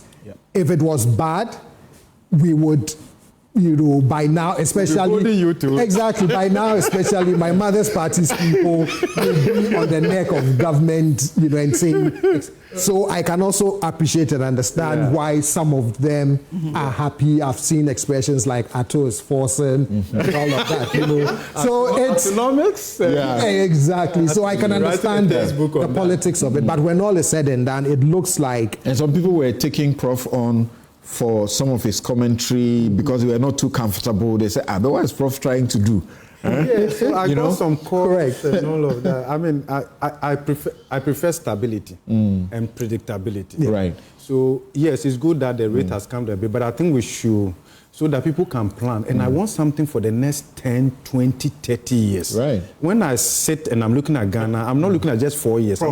We agree, but can we do all of this cognizant of the fact that we are in a temperamental economy? So that's what I'm saying. That we have created a favorable condition which can allow us to drag the rate down. That's right. But should we use it this way? Yes. Or rather, we should stabilize and plan for long. He had barely done 3 minutes before you guys. Essentially. Well, you guys did like 10 minutes. But again, going forward, I think that's the key here, right? That what would the policy choices of the government start to look like as we move into second, third quarter? Because again, from what I'm understanding, the key here would be stability and ensuring that whatever disruptions happen or do not happen, you want to balance it out so you don't have extreme winners on one side and extreme losers on the other. Great. But do you realistically expect that prices will begin to fall and, how much I pay for my fuel, everything else will be affected, Doc? I haven't seen that yet. And in fact, my sister and I were in a Ekropon having this conversation with my mom. So one time prices went up. She went to the market and the market woman says to her, "Oh, Mama, a dollar na kosre." And my mom retorts and says, "Describe the color of the dollar," right? And her thing is, prices just stay where they are. They may not go up anymore, but we tend not to see prices coming down, even sometimes in favorable, under some favorable conditions. When it goes up, the next minute, they are increasing their wares. We see that prices are upwardly flexible and downwardly sticky. Pushing price down, you may not even get it in proportionate. Like you say, the Cedi had appreciated by 15%. So when you go to the market, you should see a reduction of 15%. So it's even not... Our economy should get there. Our economy should get there. Edu Tete says that Prof. Bokwing sets a high bar, depth of knowledge with humility. We need more of such informed voices in our media space. Hoping shows like Newsfile give more room to experts over political spin. Excellence Reign says the stabilization of the cedi was a major cry of Ghanaians, and the NDC heard their cry and promised to stabilize it. And I'm glad things are working. out fantastically. The appreciation of the cedi has put a lot of smile on the faces of Ghanaians. Keep the good work up.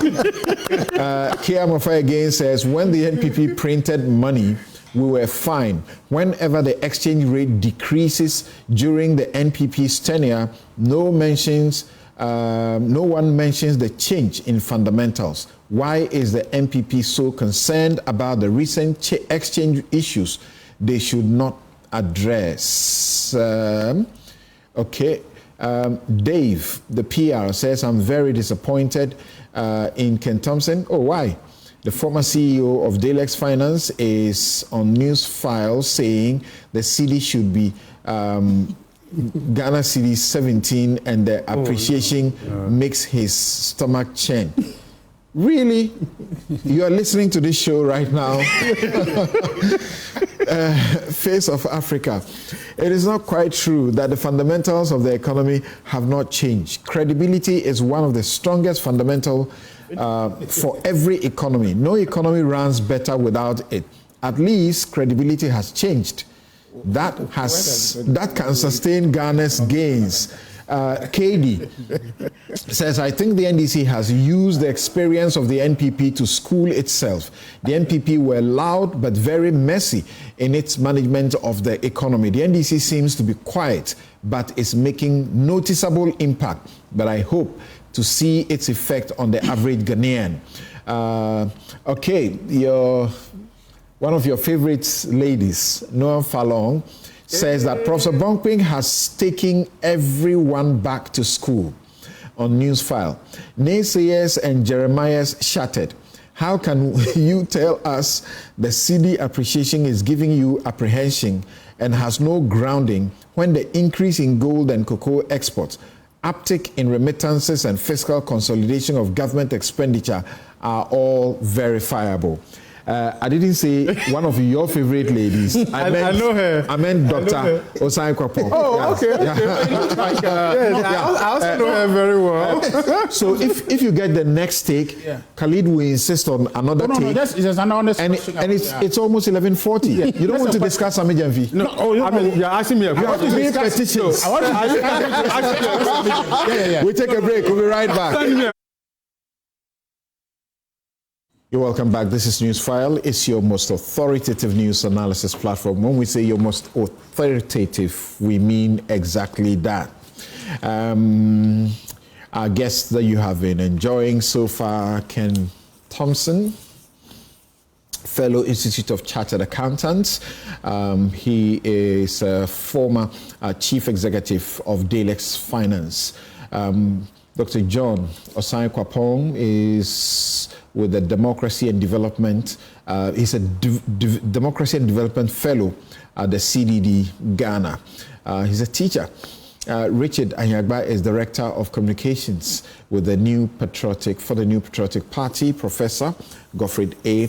Bokwing is economist and Professor of Finance, University of Ghana. Of course, we also have Professor Sharif Mahmood Khalid, who is economic advisor to the Vice President. Until recently, he's also been teaching.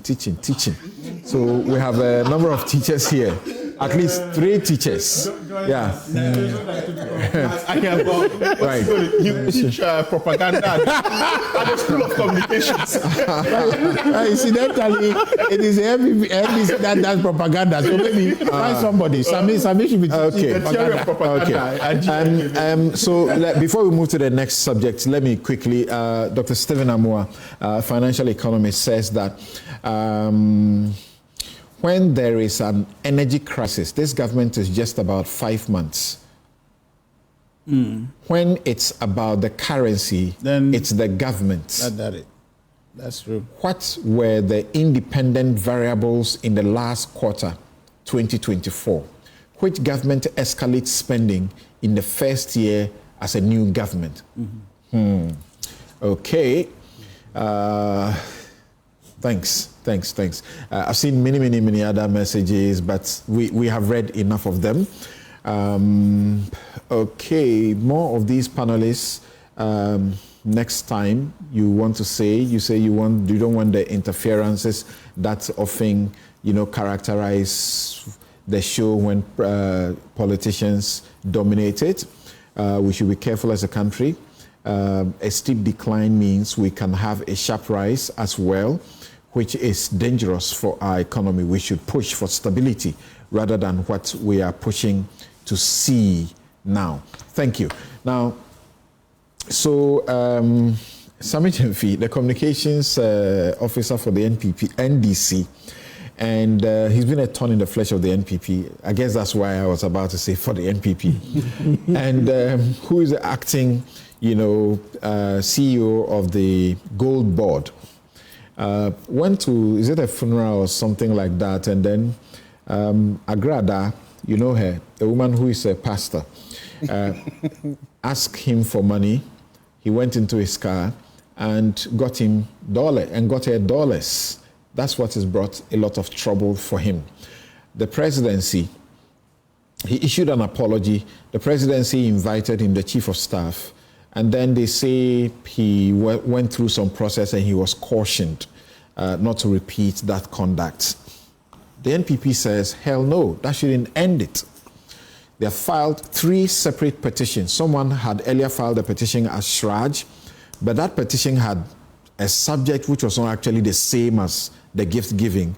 It had a content which I suspect could have gotten the one who filed it into trouble with defamation. It's actually possible that could happen in future. If the claims that person made about the monies in Sammy Jemfi's bank accounts alleged are not true, then there'll be trouble for that person. But the NPP, he withdrew his petition, and the NPP has 3 petitions, one to the OSP. The OSP, they don't seem to like that much. The OSP, they wanted to collapse. Then they sent one to the CID, and then one to Shraj. So let's find out why they think the apology and the caution is not enough. President Mahama has been joking with the issue. Let's hear the thing he said.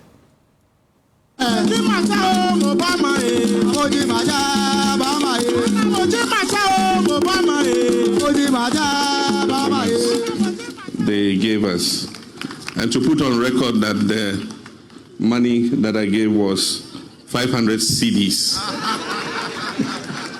not dollars. Thank you.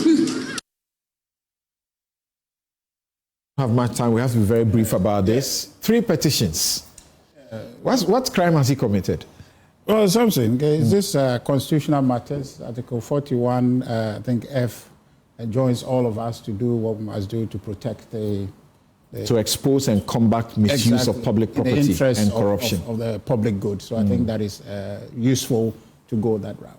But you see, you said something. Sabi is not a thorn in the flesh of the NPP. He's a thorn in his own flesh. Much of all these clamoring for him one way or the other to be punished, removed, and all of that is as a result of his own exaggerations when he was in opposition. The kinds of things he said are the things convicting him now. He's driving all this energy behind all of these things. So I sympathize with him. I hope this matter is dealt with. But nonetheless, we need some clarity. The petitions that they've sent, I think, made some grounds indicating that they want to investigation, or they are putting these petitions for purposes of establishing that there was no misappropriation, okay? And then there's no possible failure of leadership in terms of sanctioning him when the president just cleared him without even investigation. That's unprecedented. All right, for a party that was yelling from the rooftops, saying that people have been clearing, Akufo-Addo has been a clearing agent, they clear without even evidence to give comfort to people that what has happened involves no wrongdoing. Let's define clearing here, because I can see the NPP is deliberately trying to find equalization for the clearing agent, tag. What do we mean by clearing? In Akufo-Addo's time, clearing came up as a result of when people were before investigative, bodies, and the president takes a decision otherwise. No. Clearing is what they have done without evidence. The matters that you're referring to were investigated.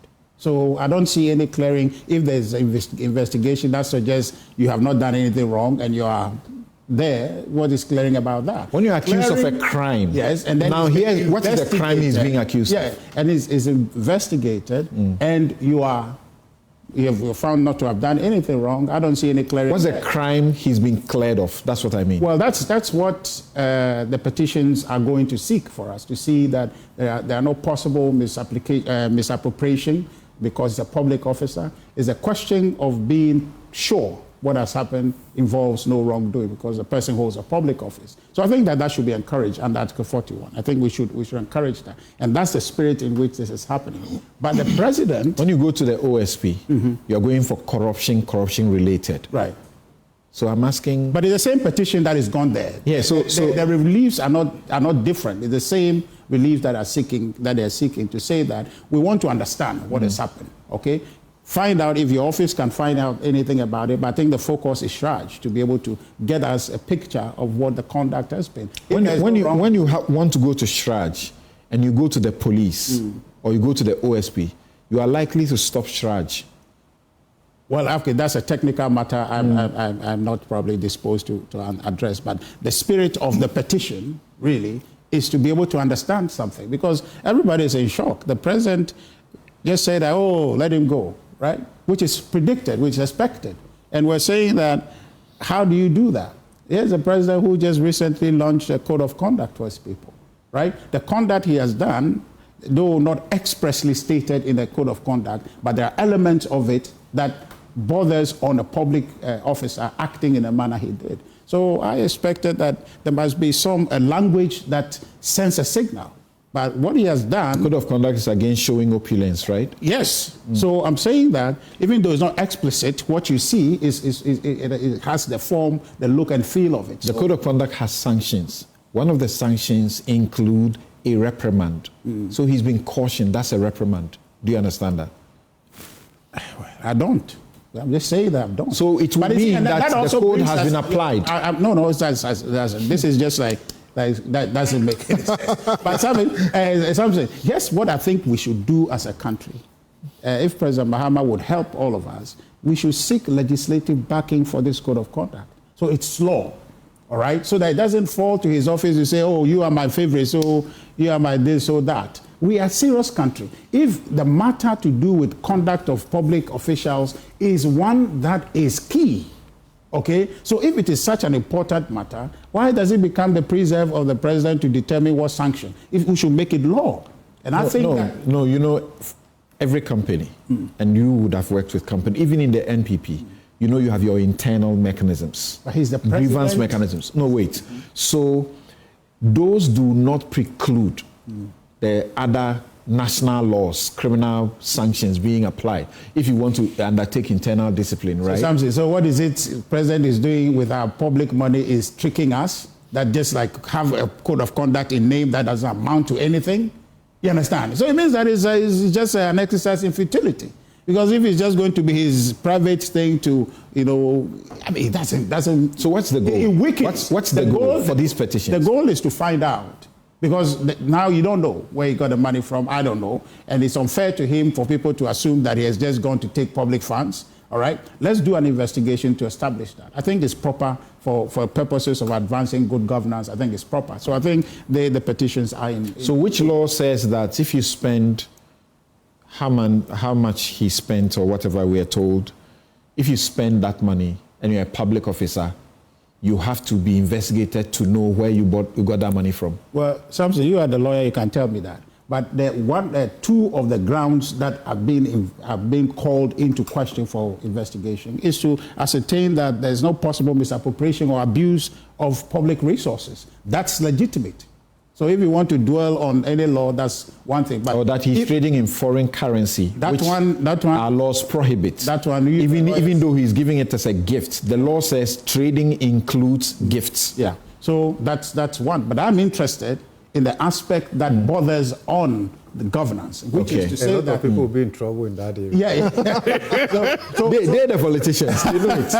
So to be fair to Same and to governance, I'm saying that it is proper that these petitions are going, so that we have some clarity that at the end of the day he's done nothing wrong or he's done something wrong, for which reason then we'll come back and press the president to apply the appropriate sanction. This thing he's doing by polishing this thing on dust, we don't like it.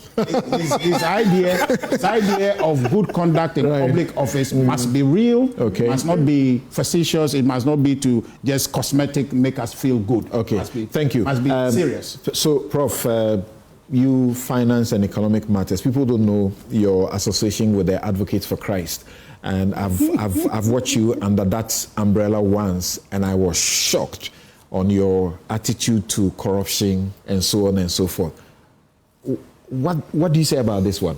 I was somewhere. Apology and caution is not sufficient. I was somewhere on missions when people were talking about this. So when I got back, I said, wow, this wasn't probably what the president would expect at this early stage and all of that. And so I believe that is quite unsettling, right? And I believe that the president is serious about fighting corruption and all of that, and the signal and the leadership, I think people respect that. I can also understand that. Well, in fact, with Sammy Jemfi's appointment, when I said no, I felt that this guy wasn't cut out for this sector, because this sector is prone to corruption. This is highly sensitive area. This gold board is like navigating the path. I felt that we needed someone with maturity, with character, to be able to implement that vision in that area. But I'm also open to giving people the benefit of the doubt and all of that. But I think that given the posture of Sammy Jemfi in the last couple of years and some of the comments, I think it looks more like he has asked for too much in this circumstance and all of that. The Shraj OSP CID, I felt like probably sledgehammer. Yes, to some extent. I mean, on one hand, I was wondering, trying to understand why the president appointed many of them as acting. I want to believe the president probably has something at the back of his mind that, look, you're on probation, sort of. I'm watching your performance, your behavior, and all of that, and I could come in at any point. But I believe that this board rationalization. I'm sorry, we have run out of time. Ken Thompson, what can you say about this in some 30 seconds? Teacup. I live in a country where culturally we see our public officials handing out cows, sheep, cars. I mean, if we're going to start probing into all these things, really, I don't know where the end will be. I mean, if somebody gives 500 cedis or $1,000, it's not a big deal. Of course, it doesn't look good, you're a public official, but we see public officials putting out gifts all the time. Why haven't you spoken about it? Every time we see them putting out gifts. And that's the issue. The issue is not Sammy Jemfi. The issue is, how do we address the issues of public sector officials doling out presents that are more expensive than their annual salary? That is the issue. So it's a bigger issue. Okay. For me, I think it's a storm in the teacup. Doc, 30 seconds, you. I would go back to the measures under the Code of Conduct, flesh it a little bit more out so you know that, okay, strike one, this is your punishment. The particular offense would attract this particular type of punishment, because otherwise you would end up in situations like this where, a Richard would say, I don't think the punishment is appropriate. So I think going forward, they need to flesh out that section of it. Okay, we're done. I think when in public office, the bar is always very high. Yeah. I remember during the commissioning of the Flowerpot interchange, when an aide of President Akufo-Addo cashed out cash of about, I think, 220K to him. I found it a bit tacky because that was a president receiving cash in public. So what it invariably says is that this is very high. Is it because it's Sammy Jemfi that we're having all this thing about it? But what I call it for him is a baptism of fire, not just to him, but for all of us young appointees. Okay. Does it attract the kind of